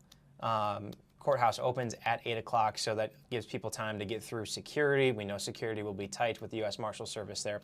So both sides will make their opening statements. Generally, the judge will give both sides a set amount of time, whether it's an hour, 90 minutes, something that both sides will agree to, and then they'll go with that. Immediately after, it's witness testimony. And again, at least 28 witnesses could be called. That is the indication from the federal government making its case on this under the direction of the newly appointed U.S. Attorney for the Eastern District of Wisconsin, Brad Schimmel. And again, that trial is expected to last about a week. So again, so now we have some video here. This is of Dugan coming into court yesterday, which again just kind of speaks to the magnitude of this. You see all the cameras in the back, and there she is as she walks in through a different entrance than would be the public entrance, because safety and security is certainly top of mind here. But if I could just talk about kind of the lift that we have to do, that we're taking here at Fox 6 to cover a trial like this. We have two people that are just in the courtroom and in a media work area that are going to be our eyes and ears, our record, so to speak, to work from. It's Bill Miston, who is our ace courthouse reporter. He knows anything and everything about both the state and the federal court systems. So he will be on that, as well as our one of our web content creators, Anthony Mandela. And from that, that's kind of steering the ship here for us. We have expanded the Wisconsin Live Desk from noon until 4 next week, in which Brian Polson, the investigator, will be joined by Carl Deffenbaugh and some of our PM anchors, Ben Handelman, Mary Stoker-Smith, Kim Murphy, to just kind of break down what is happening as it is happening. Again, how do you tell a story visually and audibly without any visuals or audio? Well, it's going to rely on a lot of us. So we're going to have so many people that are credentialed in and around the courthouse. There's only one room, conference room inside the courthouse that they're actually allowing us to broadcast live from. So it really is kind of this old school passing of information that needs to happen from the courtroom and a workroom upstairs by that courtroom to the downstairs broadcast room to all of you that are watching on Fox Local, fox6now.com, and also just on the air. So that's going to be a big lift for us, and it's going to prove the worth of Fox Local, certainly, as we prepare for that. So again, we're looking to cover this from all angles, and that includes your questions. So we have built this opportunity for you to ask questions about this case. There you go. Scan the QR code there on your screen.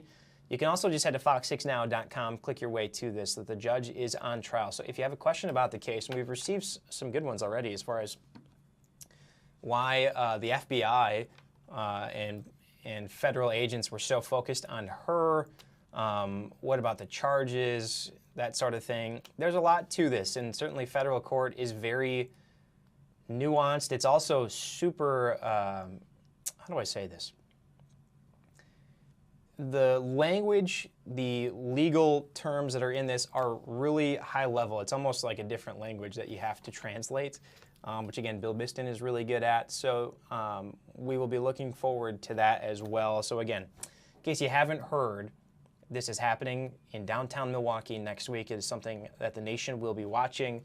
And it could have some big ramifications as far as where Immigration and Customs Enforcement, that's ICE agents, are allowed to conduct their immigration activities, whether inside the courtroom is okay, that sort of thing. So, excuse me. So yeah, it is a story that we are going to be watching heavily here on Fox Local. All right, so we are going to take a break. When we return, I believe we have another interview set up on an event that is happening this weekend. Looking forward to that right here on the Wisconsin Live Desk.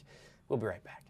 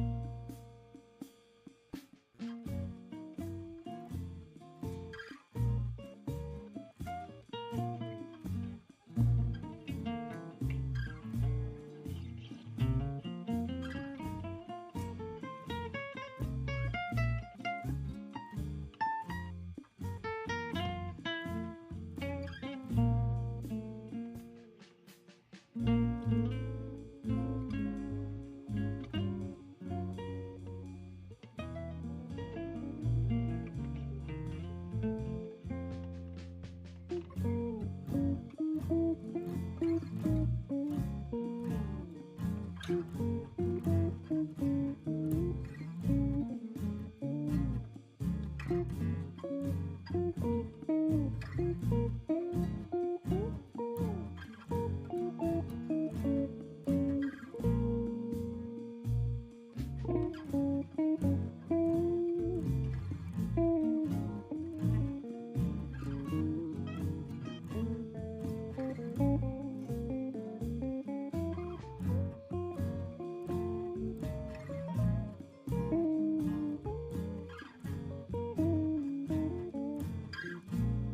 Wisconsin Live Desk.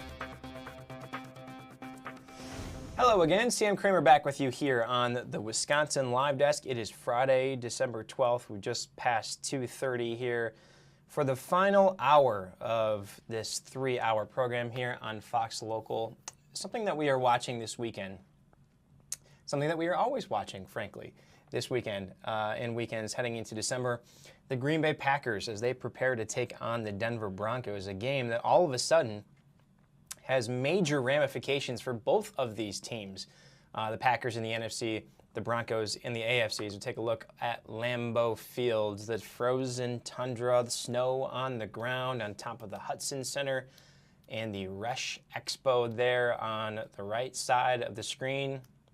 Set up perfectly for a football game in December, right? We even have snow flurries coming down, as we can see across the facade of the Great North Commons.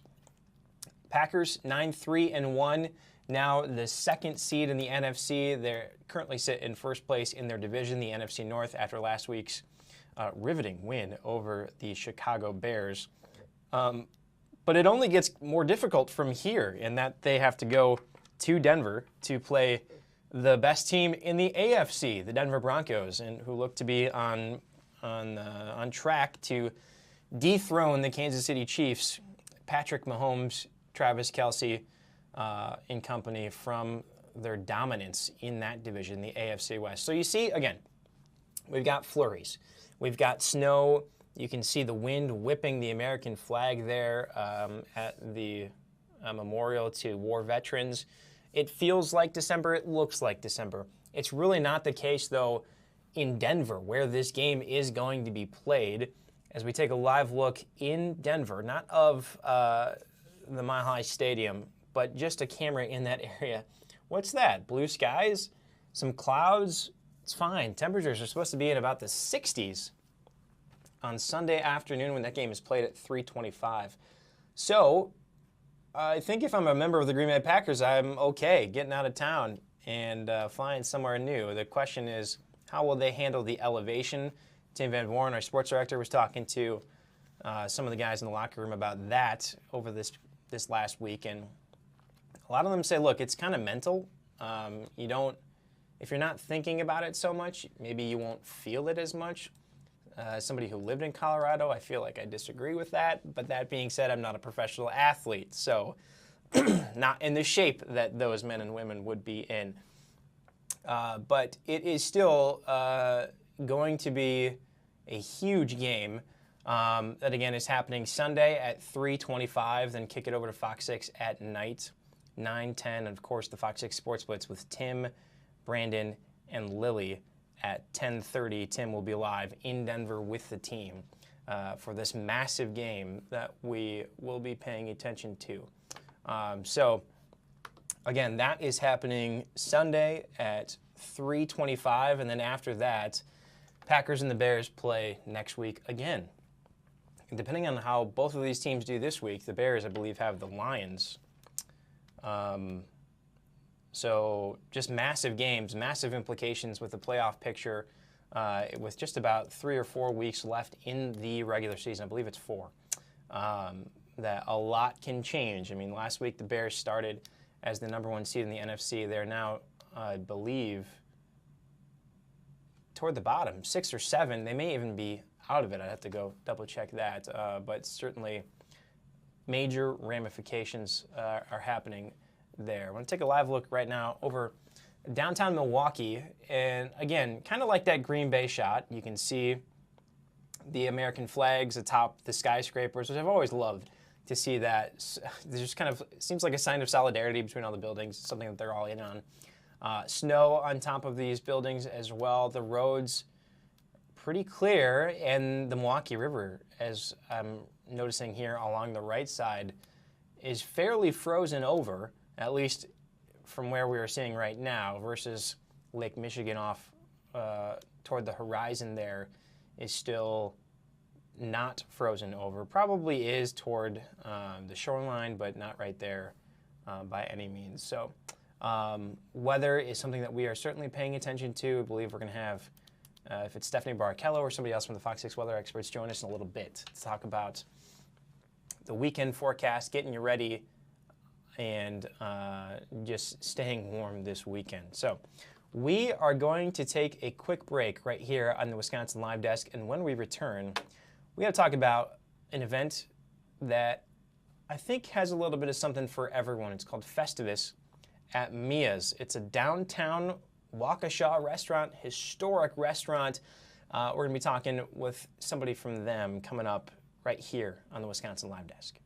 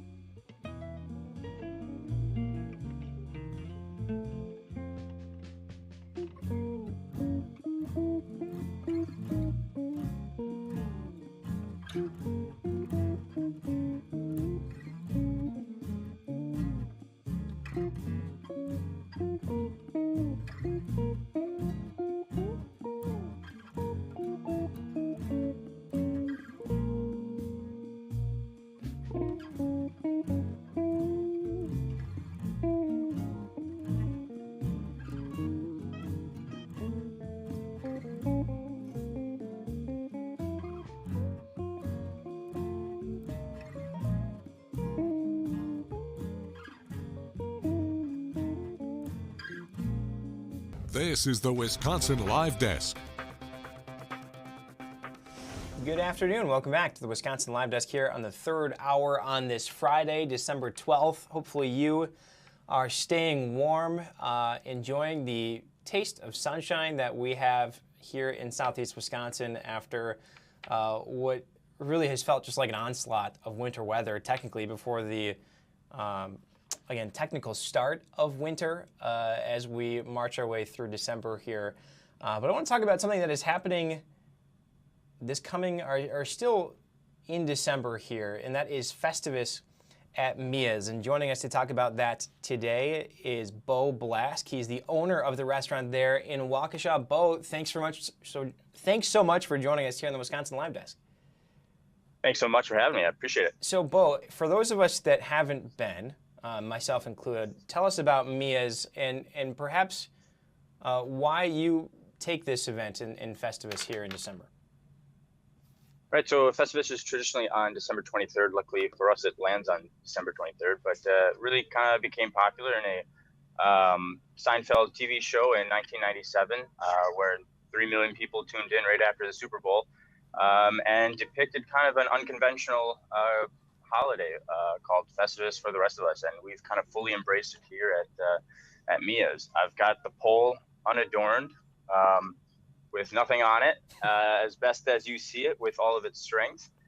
We have the feats of strength and, of course, the airing of grievances, and we'll have it all here on December 23rd as well. It's an iconic television episode for people that are diehard Seinfeld fans, or those that just know that phrase through perhaps their younger social media, that sort of thing. To recognize where it comes from is one thing. To dedicate this whole event to it is another. So how did you come up with this idea? Well, it initially came about with when I first took over the restaurant about 4 years ago. We kind of coming up with an idea about how to give back to the community. It was actually my father that suggested that we should throw a big party and make it free and invite all of our family and friends. And turns out that's step one to how to properly throw a Festivus party. And so that's exactly what we did. We threw a huge party and served about 280 people within 3 hours, ran out of food, and they drank my bar dry, and it was an awesome night. And so ever since then, we've continued that tradition where every year, right around the end of December, we've been able to throw a Festivus party. And so this year, of course, we're back again for the 5th year. So we'll have live music presented by the Last Bees and Ian Ash. They do a great job. They've been here for us serving this event for the last four years, and we'll continue to have them in the future. We're going to again have a huge holiday spread, including ham. We'll have a salad bar as well, desserts, all those things. We encourage you to come, grab a plate. There's no bill. Visit the bar. I'll be there at the bar on that same day, and it's going to be we're expecting a huge turnout for this event. We'll be taking a small intermission halfway through the event, so be sure that you have your grievances ready because we'll take some time to air those out. Why do this for free? I mean, local restaurants, I feel like it's always an uphill battle, right? Especially this time of year when you've got snowstorms, you've got ice, and maybe people don't want to go out necessarily. And heading into the holidays, I think people would understand if you wanted to charge people for this meal, but why not? Why not do that? Sure. Well, it's no mystery that, restaurants all over, especially now towards the end of the year, that we haven't really been expecting the turnout that we did, but that still doesn't stop us giving back to the people that did support us throughout this year, did support us throughout these tough times, and we're still here. And so long as we're still here, we'll still do it. It's important for us that we're always, giving back to the community, just the same way that the community has kind of returned that favor to us. And that's important, not only to me here at Mia's and our philosophy there on that, but also to the downtown Waukesha area. We have a lot of family-owned businesses down here, and we all need that support. So this is the best way I know how to do that, is first by giving back. And you went through the spread. Again, you've got the airing of grievances. You've got live entertainment as well. What do you notice about perhaps the mood of people coming in the day before Christmas Eve, knowing they're getting a free meal? I have to imagine it's just like a gift for everybody that comes and gets to enjoy this food.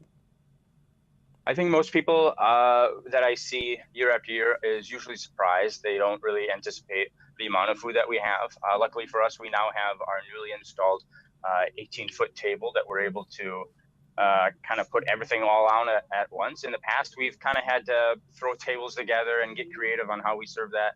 And we usually do it with very limited staff. It's usually just myself, my dad, and one other person in the kitchen. And so it can become quite a logistical challenge. But we've managed to kind of work a lot of those out. And I think this is going to be one of the first years where we really put on a great show. So I'm excited for it. I know the people that have come in past years always return the next year, and there's always seems to be a new crowd. I understand, too, that you'll jump behind the bar as well. Is there a cocktail of choice that you tend to like to make for Festivus, or a special cocktail for this? Oh, we do a lot of old fashions for that event. I usually have them on standby all night. So those are always a good choice. Definitely what we have, but we're also able to do anything that's still on our menu for those cocktails. So don't be bashful. I'm hoping to run dry by the end of that night. And it seems like it happens. I mean, 280 people, as I just go through my math, that's a big wedding, if you will. Yeah. How do you get them in and out of your restaurant? So doors open at a specific time, and we kind of just go till the last person leaves. You know, it's a party, and you know, whether you do the old classic knee slap and it's time to go. But the thing is that we're all here for the same thing. We're all here for merriment, and somehow there's just never an end to it, is there? So getting them out is never really a challenge for us. But and then I guess my last question for you would be, so again, this is happening Tuesday, December 23rd, so not this coming week, but the one after that. That's right. If people want to get in on this, where should they go for details? You can go directly to our website on the events page for details. The event starts at 5 p.m. and goes till 8. However, if you're caught after 8, that's when, of course, the feats of strength will commence, and you'll have to fight me. So it's a lot of fun. A lot of those details can be found right on that website, along with some of our other events that we have in the future. There is no need to sign up. You don't have to reserve or anything. We just come, grab a plate, enjoy the food, enjoy our music, enjoy everybody's presence. It's going to be a great time. The website is miasofwaukesha.com. Again, you've owned it for 4 years. Did you change the name? Was it Mia's before that? It was Mia's for that for about, I have to remember, for about 20 so years. And then it was Mama Mia's then for another 30 years before that. Okay. So we've been around for a long time. For a long time, and perhaps a long time more even beyond this with what you guys are doing for the community. At a time when I think everybody will welcome any sense of togetherness, of community, and certainly food helps to do that, we know for sure. Okay, last question. I see you've got the poll, but you also have the movie posters in the background. So how is the restaurant looking this time of year with Christmas? Well, the best thing about Festivus, at least for me, is that there's not a whole ton of decoration that I need to do other than ensuring that my unadorned pole is here, which you'll be able to find here when you come to Festivus. Before the event, of course, we'll actually be changing a lot of these posters out to be a little bit more Seinfeld-esque, but that's really how simple it is to it. You know, we don't throw up a big tree, we don't put up a lot of tinsel, and that's very important. We just have our relic of an unadorned pole, and that's so important to the message of Festivus. So it's authentic too. Yeah, that we keep it authentic. All right. He's Bo Blask, owner of Mia's in Waukesha. Bo, I feel like I got to go watch some Seinfeld now to prepare before you have this Festivus gathering in a couple of weeks here. Just one episode. Yeah, that's true. Absolutely. That's true. All right. He's Bo Blask, owner of Mia's. Bo, thank you so much for joining us on the Wisconsin Live Desk. Thank you guys so much for having me. You bet. Happy Festivus. There you go. Happy Festivus to you, too. Thank you so much for joining us, Bo. Fun event there. And again, I can't underscore that enough as I'm just the messenger here. It's pretty remarkable that a small local business owner is willing to do that at a time when everyone is spending, at a time when the cost of living and certainly families are a little bit tight on the budgets. And this time of year, you know, a lot of people are more willing to spend. And 2 days before Christmas, he is willing to open it up and have people come in. It's pretty remarkable. So certainly, sounds like downtown Waukesha already enjoys that event. I imagine more people will after seeing it here on Fox Local.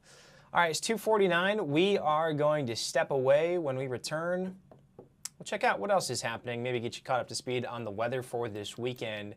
As again, Tom told us earlier in the week, and this stuck with me. Tom Moxler, chief meteorologist here on the Nightside team, he said, you know, you thought that blast of snow and the slick roads earlier this week were bad. Well, it just gets worse. We're at that point now where it just gets worse. There are warmer temperatures on the other side of that. So if you're like me, kind of a glass half full, optimistic type of person, that's what I'm hanging my hat on. But as somebody that's had to chip away ice from the driveway, try to find the right salt that I need, spend a lot of time on my watch logging the cardio. It's been a bit of a struggle dealing with the ice, this blast of winter, again, before the start of meteorological winter. I can't emphasize that enough. It's been a rough winter already, and we're not even there yet. So we'll check in with the Fox 6 weather experts if we can. I see Stephanie Barrichello standing by. We're going to take a quick break, and she's on the other side of this break right here on the Wisconsin Live Desk.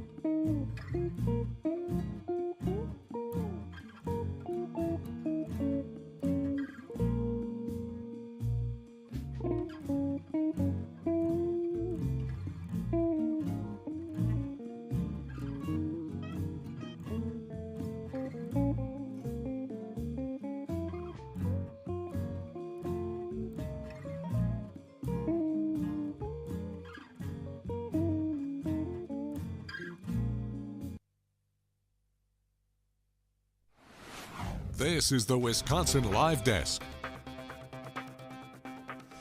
Hello again. Sam Kramer back with you here on the Wisconsin Live Desk. It is 2:53, December 12th, 12/12, as we get ready for the weekend. Of course, everybody wants to know, how's the weather going to be, right? This time of year, it can be just about anything. So let's not have me talk about it. Let's have the expert talk about it. She's Stephanie Barrichello, hanging out in the weather office. Steph, how are you today? Good. How are you? I'm good.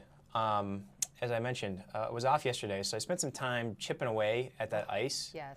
Which, okay, admittedly, I didn't feel like shoveling or snow blowing every single time. I know. Earlier this week, and when you don't, that's what happens.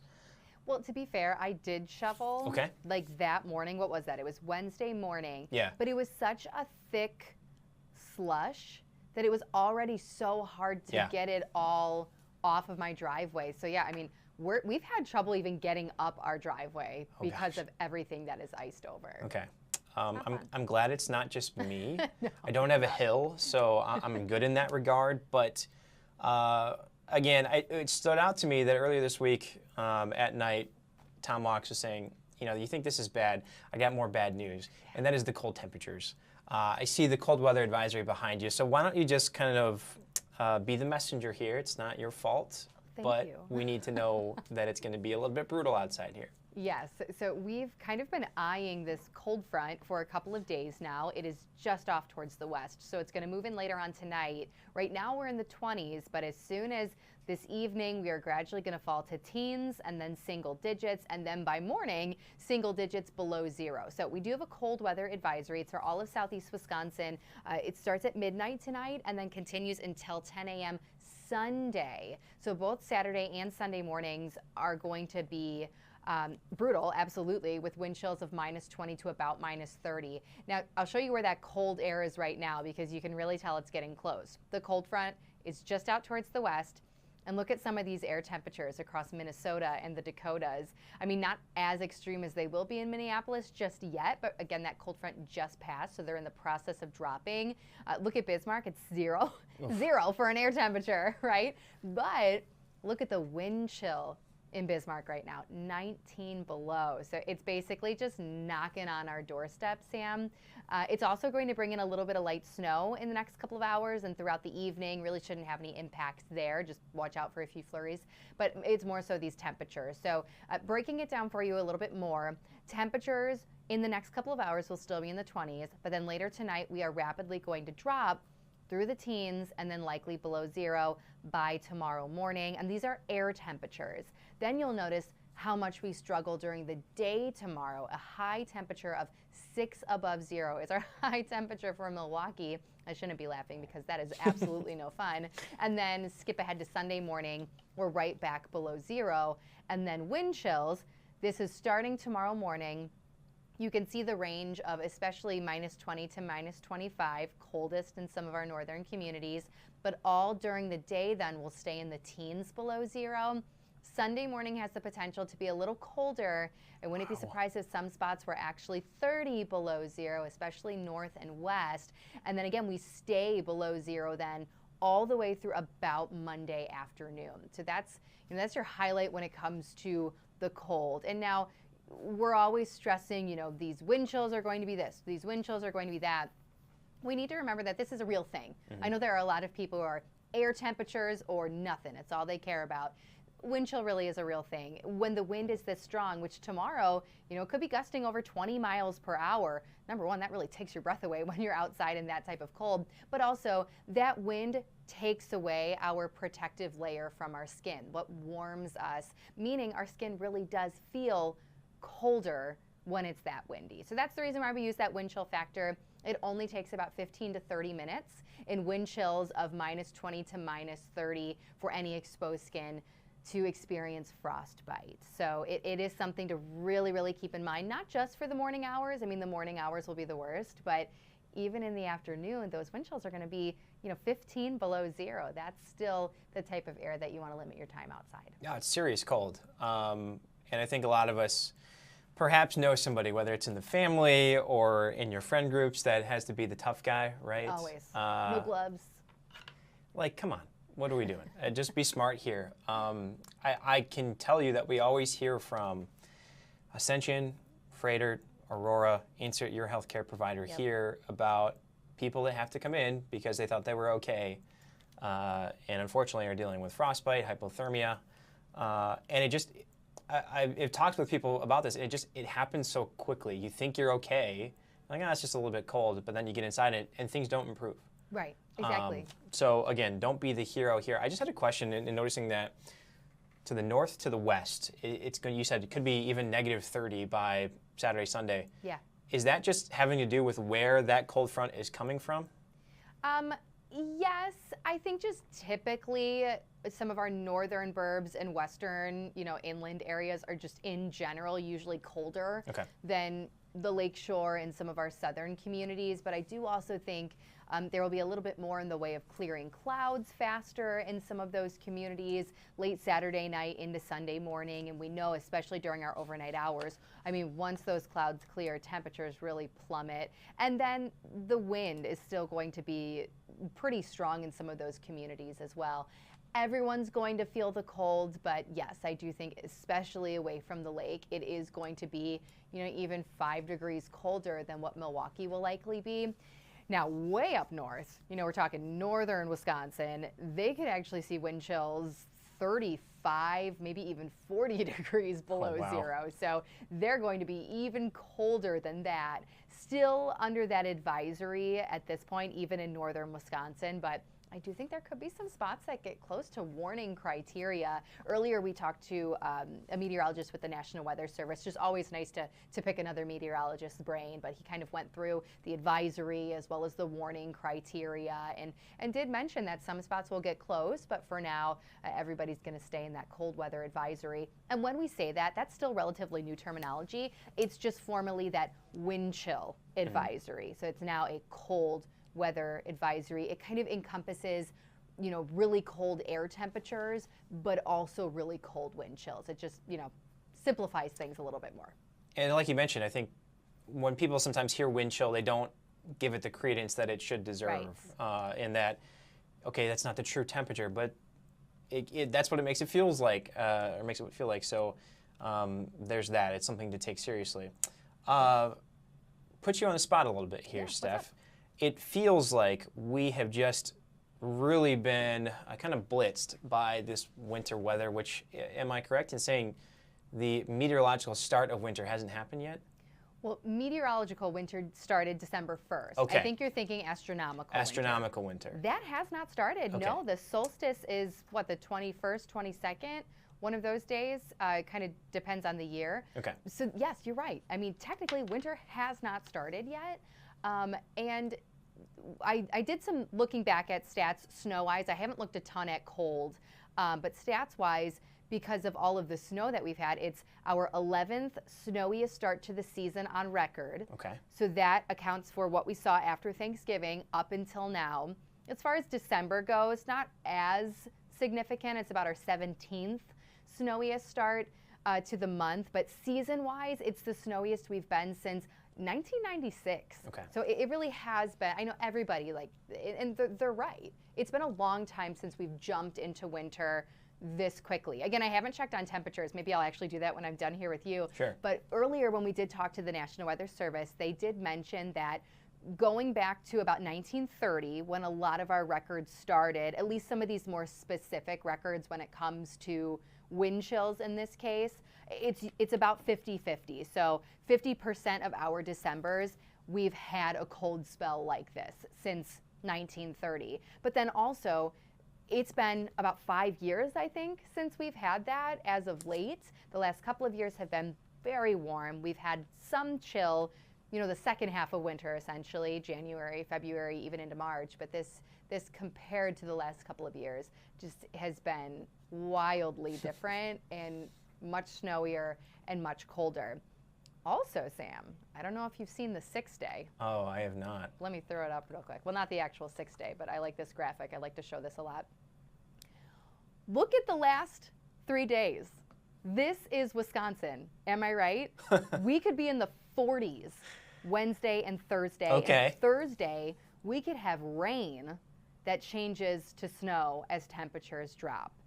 But that just is incredible to see after what really has been a very cold last couple of weeks. Now, it won't last forever, but still, to potentially go from single digits Saturday, then Wednesday 40 degrees, hard to wrap your head around. That's just one extreme to the next. Well, I just wonder too, what situation that could put, you know, anyone who has a driveway or a parking lot to manage. I mean, even city, county, Department of Public Works, as far as the melting that could happen there. Oh, yeah. And if there's cold temperature on the other side of it, it's just this cat and mouse game of, okay, salt, not salt, salt, not salt. Yep, it is. It's Cleared still away. going to be, I mean, I think that's still something we are actively going to deal with. Hopefully there's enough time, and maybe we'll get lucky and the wind will be strong. I know that's not what we want, but it is kind of nice on a quiet day when the wind is strong. It dries things out, at least after some of that melting, but that is absolutely, now that we have snow on the ground, until that's completely melted, that's always going to be the issue, unless we see a prolonged length of cold weather, essentially. But the fact that we're still in December, it's not uncommon for us to go back and forth between some chill and some, we'll call it, warmer temperatures. It's a hassle, absolutely. But I know everybody's top of mind is just clearing some of these bigger icy piles and some of the leaves that are in there too. So I know that was the first thing that we chatted about earlier, was maybe there will be enough time to really get some cleanup between the leaves and the ice and everything before the next cold spell moves in. I mean, that's what we can hope at the very least, but it's winter. It's always going to be messy now, Yeah, unfortunately. no doubt. And again, what we, I don't even know if I want to say normally, but I feel like what the statistics show is that generally we see a lot of our snow in January, February, Right. March you can't roll out. I mean, April even you can't roll out. So the fact that November just started with a roar, we've already seen a couple tastes of snow here in December. I mean, I understand when people are like, boy, this winter is going to be rough, because we've hardly even gotten through it. Right, exactly. Now, we'll have to wait and see. I know even when we were doing kind of our earlier in the season long-range forecasting, you know, we put out a winter outlook. It's on our website, fox6now.com. You can search for it. And as we look at the Climate Prediction Center, they always put out, you know, 3-month outlooks. It's called long-range forecasting. Not always right, but it kind of goes off of trends and what climate pattern we're in. We're in a weak La Nina right now, and I think that's why we're a bit more active. That La Nina is expected to break down even more in the next month. So that doesn't mean we won't see any more snow. I think it might just mean we're maybe not quite as active with system after system after system. So we'll kind of wait and see, but I do think the second half of winter may look a little different than what we've experienced so far, whether you like that or not. I was going to say, I think the local Department of Public Works are saying, yeah, we'll take that. Right, and exactly. all the landscape companies that do snow removal in the winter are saying, come on now, this has been good. So we'll see what happens. All right, well, Stephanie Barkello, thanks for the I guess the calming of the weather fears for a lot of people with how cold it has been. With, again, Tuesday, Wednesday, Thursday over her shoulder. Take a look at that. There you go. That's the mental screenshot. It's going to get a little bit warmer. We just have to get through the weekend. Exactly. Please stay safe. Please seek out warming shelters. If you, a friend, a loved one, you know they're going to be in need, we have lots of that information, and I know you can tell them more about that. Yes, absolutely. It's all on fox6now.com. All right, Steph, we'll let you get ready for the 4. Yeah, thank you. See you in a bit. See ya. So, yeah, again, cannot underscore enough the seriousness of the weather. I think Steph touched on it really well there, that it doesn't take long. 15 to 30 minutes of exposure can bring about frostbite, concerns about hypothermia, and when the high is only going to be 6 come Saturday, that is a serious concern for people that are going to be spending time outside.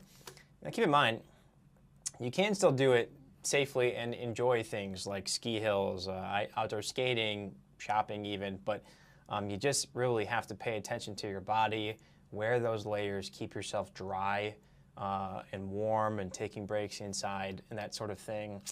I know for many of you, if you've lived here for a while, you know this. It's just a reminder. Certainly I'm not here to lecture you by any means, but again, it is going to be serious cold. The good news is we'll point out again on the other side of that serious cold, temperatures above freezing for, I believe it was Tuesday, Wednesday, Thursday. So that's the good news. We just got to get through the weekend and what is going to be a really, really, really chilly weekend. We're going to take a quick break right here on the Wisconsin Live Desk. Stay with us.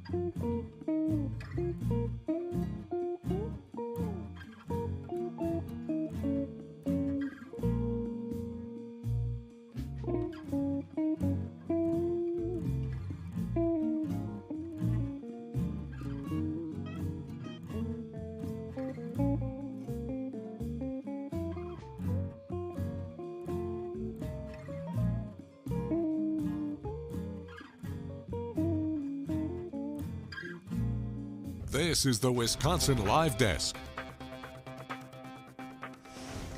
Hello again, it's Sam Kramer back with you here on the Wisconsin Live Desk. Just 3:10 on Friday, December 12th. So glad that you are with us here on our streaming platform, Fox Local, where we can connect with you just about any time when something is happening. And unfortunately, one of the big stories of the day is a really sad situation that unfolded in Muskego this morning as a fire completely destroys Bass Bay Brew House. If you are like me, somebody who grew up in this area, you know this restaurant well, right? On a day like today, it would certainly have been completely packed with people in there getting their old fashions. It's basically a supper club right there on one of the lakes in Muskego. Fish fry is always popular on Fridays. They also do catering. They have a banquet hall space where they'll host a lot of wedding receptions, holiday parties. So already, this time of year is a busy one for the owners at Bass Bay Brew House, and unfortunately, this is what they were dealing with instead. This is a still from some of the drone video that our photographer Jeff Rings shot earlier today. If you haven't been, Bass Bay Brew House is tucked into the back of this neighborhood. So you're going and you're driving and you're like, okay, where is this place? And all of a sudden you stumble right upon it, and actually you probably see the cars that are parked along the streets first. But yeah, this is just a devastating scene from Muskego. There you can see a lot of the flames. We've heard from Muskego Police, which confirmed that I think a lot of us were already thinking that this fire produced a total loss at the restaurant there. There's also a residence, a home attached to it. And fortunately, everybody that was inside that home was able to get out okay. According to the Test Corners Fire Department, it happened right about 6 o'clock today when they received the initial report that this was a structure fire there on Audmar Drive. And as soon as they arrived, I mean, you can see all of that smoke. Okay, well, that smoke comes after water has been sprayed on it. So some of the video that we have recovered from neighbors living in that area, from people that can see the smoke from a long ways, there's huge flames, big flame activity, which is certainly a concern. That's why they triggered the mutual aid box alarm system. That system essentially just brings more help when a call is particularly large, when the flames are a lot to deal with, and you have homes nearby. And so I'm not sure what the wind was like this morning, but certainly that could be a concern if those embers are blowing toward any other homes or structures, buildings in that area. So as soon as they were able to get everybody out okay, they began actively fighting this fire, which is tough to do as it is in winter when it's colder temperatures. The other thing is, this close to the lake, there's not a ton of fire hydrants that provide that readily available water for fire departments to tap into. So that was a challenge. So they were getting a lot of tender trucks in there, tenders that are essentially carrying water to that scene, acting, if you will, as hydrants, as firefighters work to contain those flames. Right now, the first question on a lot of people's minds, okay, how did this happen? That takes some time. And so investigators have not yet determined a cause, and they have to wait. So they have to wait until all of that flame activity has been contained. What happens a lot of times is that you'll have these hot spots that you think are contained. They're still kind of smoking and smoldering, but then after a while, a wind change or something can start them up again, and then you have a full-fledged fire again. So it's something that you need to be particularly careful with. Excuse me. So again, super sad story. The owners that own Bass Bay Brew House also own, I believe it's the Milk Can in Muskego, which is just kind of a classic burger and custard shop. So I know a lot of people in Muskego have been saying, look, we can still support these people, go take your business there. But undoubtedly, super sad for a lot of people that, again, I cannot underscore this enough. I actually sent this in an email to our newsroom earlier today. The importance of this place in Muskego. It's truly an institution. It just brings people together in the summer. You're right there on the lake. They built this great big expanded patio for people to just enjoy being there, being outside, being along the water. and just a place that has hosted so many celebratory occasions, whether it's birthday parties, again, wedding receptions, holiday parties, baby showers, bridal showers, you name it, they've probably hosted it. And just a lot of good people that, again, we're probably going there, expecting to go there tonight for dinner, for work. Think about all the employees that had to go there too. And instead has become just a pile of debris and fire-ridden damage, water. And you think about all the water that they put on that now is going to be still dripping, but as temperatures get down, it's going to be cold, perhaps freezing as well. So just a really sad situation. Our Waukesha County reporter, Brett Lemoyne, has been out there all day talking with people, talking with neighbors, talking with fire officials, just about this sad situation, about what they saw, and that sort of thing. So he will have his story tonight. We know the Salvation Army is helping to, in any which way that they can, as well as so many local fire departments. I mean, Rochester, McWanago, Elm Grove, New Berlin, Village of Vernon, Franklin, Greendale, Town of Brookfield, Western Lakes, Kettle Moraine, Tishigan, Raymond, again, as well as the Muskego Police Department. Muskego doesn't have its proper fire. Test Corners is the fire department for Muskego. So just a incredibly sad loss, particularly this time of year when, again, a lot of people like to get out and gather. So we know our Brett Lemoyne will have that story for us tonight on Fox 6 News at 4, 5, and 6. But again, just really, really sad to see that. Certainly nobody wants to see that of a business that they frequent and support.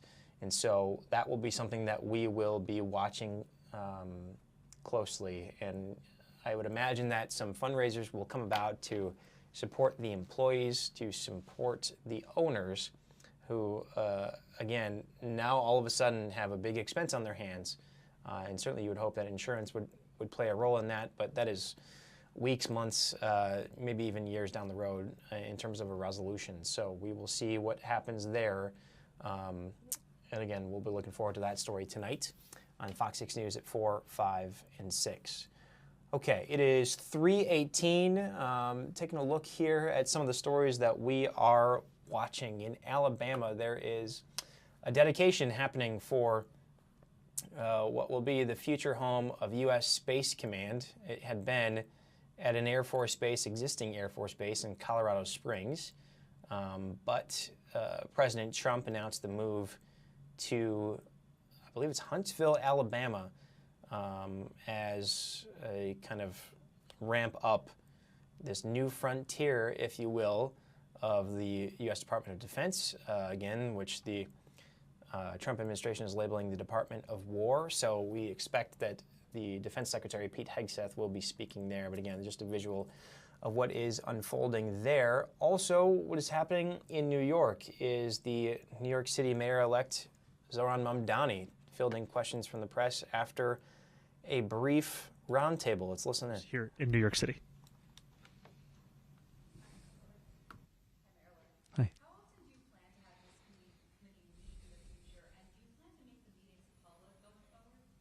So today was the gathering of all of these elected officials for the first time. We'll continue to be in conversation moving forward, and also we'll broaden a lot of this outreach efforts to ensure that they include every single part of the city being represented by an elected.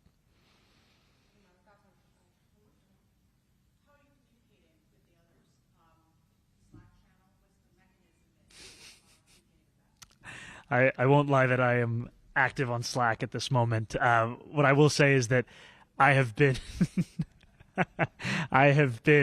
having a number of meetings with elected officials, both those who were included in today's committee, but also beyond that. Those have been meetings individually, collective meetings, and frankly, they are all geared towards ensuring that we're building a city government that is responsive to the needs of New Yorkers wherever they live across the 5 boroughs. Because I've also heard an exhaustion from many about the ways in which they've been left behind by our politics, and I want to work with every elected official to change that. Thank you, guys.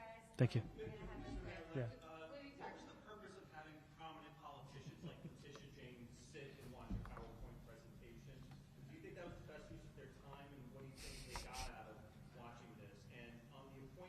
I'll just do the first question. Yeah. I appreciated Attorney General James being here. She's been an incredible partner in the work that we have done and building of the coalition that we have. And I think that she continues to show us what it looks like to fight for working class New Yorkers. Thank you, guys. All right, so that is New York City Mayor-elect Zohran Mamdani, who apparently having a quick press conference after speaking with some of the elected officials that he will be working with upon taking office on January 1st, which is really not far away. As you see there, the kind of placard on the lectern says "A New Era" as he succeeds the Democratic incumbent Eric Adams on January 1st. Big political story as we look ahead to 2026 and the midterms that both sides are watching very closely for political power and in terms of the Trump administration seeing if they can continue to deliver this agenda with Republican strongholds in both the House and the Senate, though the strongholds are narrowing. Even amid redistricting fights in a lot of states, including Wisconsin. All right, it's 3:22. We're going to take one last break here. When we return, just kind of get you caught up on everything that has happened and is happening and what we're looking forward to this weekend right here on the Wisconsin Live Desk.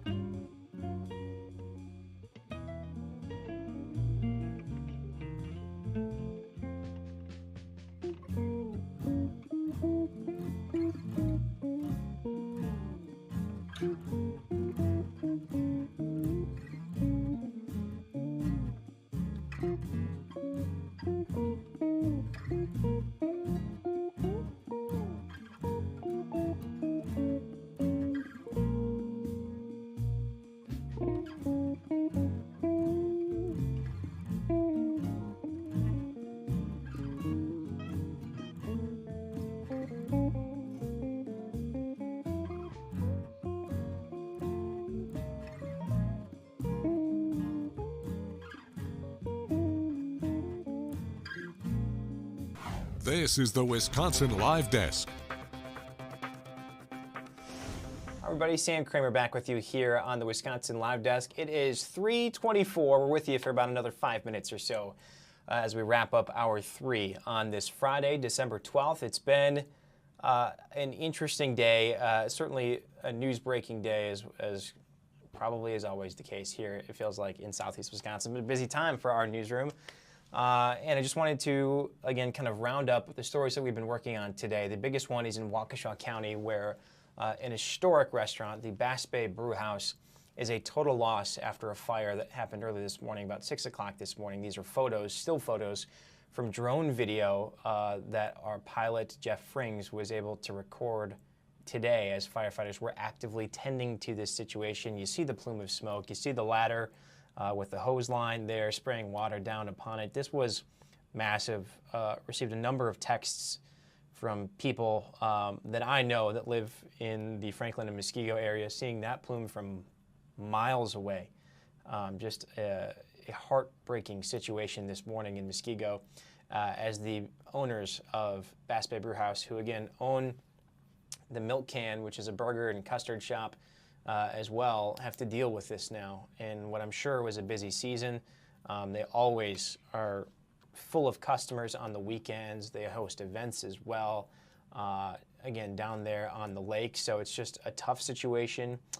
Brett Lemoyne, our Waukesha County reporter, who is all over all things Waukesha County, will have us covered on that. One of the other stories that we are following getting into next week is the trial of Milwaukee County Circuit Court Judge Hannah Dugan. Yesterday, a jury was impaneled, and so on Monday begins this federal trial.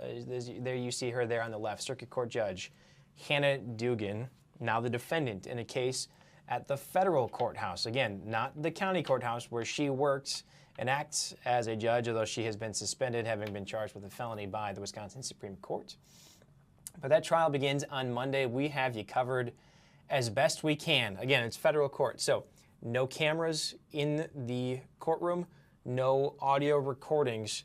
It is just going to be the notes that we take and relay to you within a different room of the federal courthouse. It's going to be an all-hands-on-deck effort next week, something that is going to be watched very closely for a number of reasons. First, legally, obviously. Second, politically, as this case is really kind of a flashpoint in the immigration debate nationwide in terms of the access and the powers that Immigrations and Customs Enforcement agents, better known as ICE, have to conduct those immigration operations. Where can they go to try and take custody of people that they believe are in the country illegally? So that is going to be a heavy lift for us next week, but something that has major ramifications locally and nationally. Other story that we are watching is one that I feel like we're always watching, and that would be the weather. Let's take a live look outside right now at the Milwaukee County General Mitchell Airport. You see a plane over there on the right side. It lasts like 15 to 20 minutes. I felt I saw some plows coming across and making sure that those runways and taxiways are all good to go as we welcome in this cold weather advisory. Again, seriously low temperatures and wind chills are coming our way. It's the bad news, so to speak.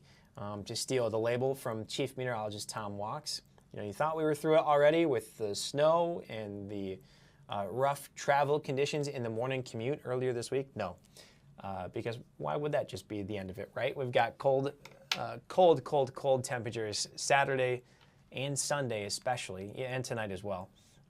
But then the good news is in the middle of next week, Tuesday, Wednesday, and Thursday, we get back up above freezing, and that is the good news. So that is kind of where we will leave it. So again, hope that you stay warm, that you have a good weekend, good holiday weekend. If you're shopping, if you're spending time with loved ones, just be aware, be cognizant of the fact that it is going to be really, really chilly outside.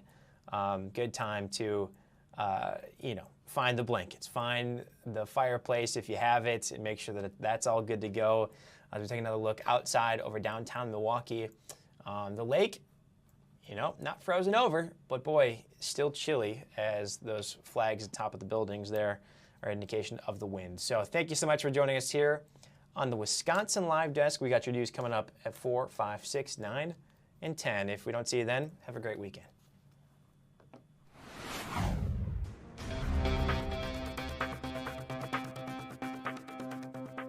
Congressional districts. These counties, with strong encouragement from the state, are working collaboratively as an economic development region and currently have clear, straightforward representation by our members of Congress, splitting these counties, into separate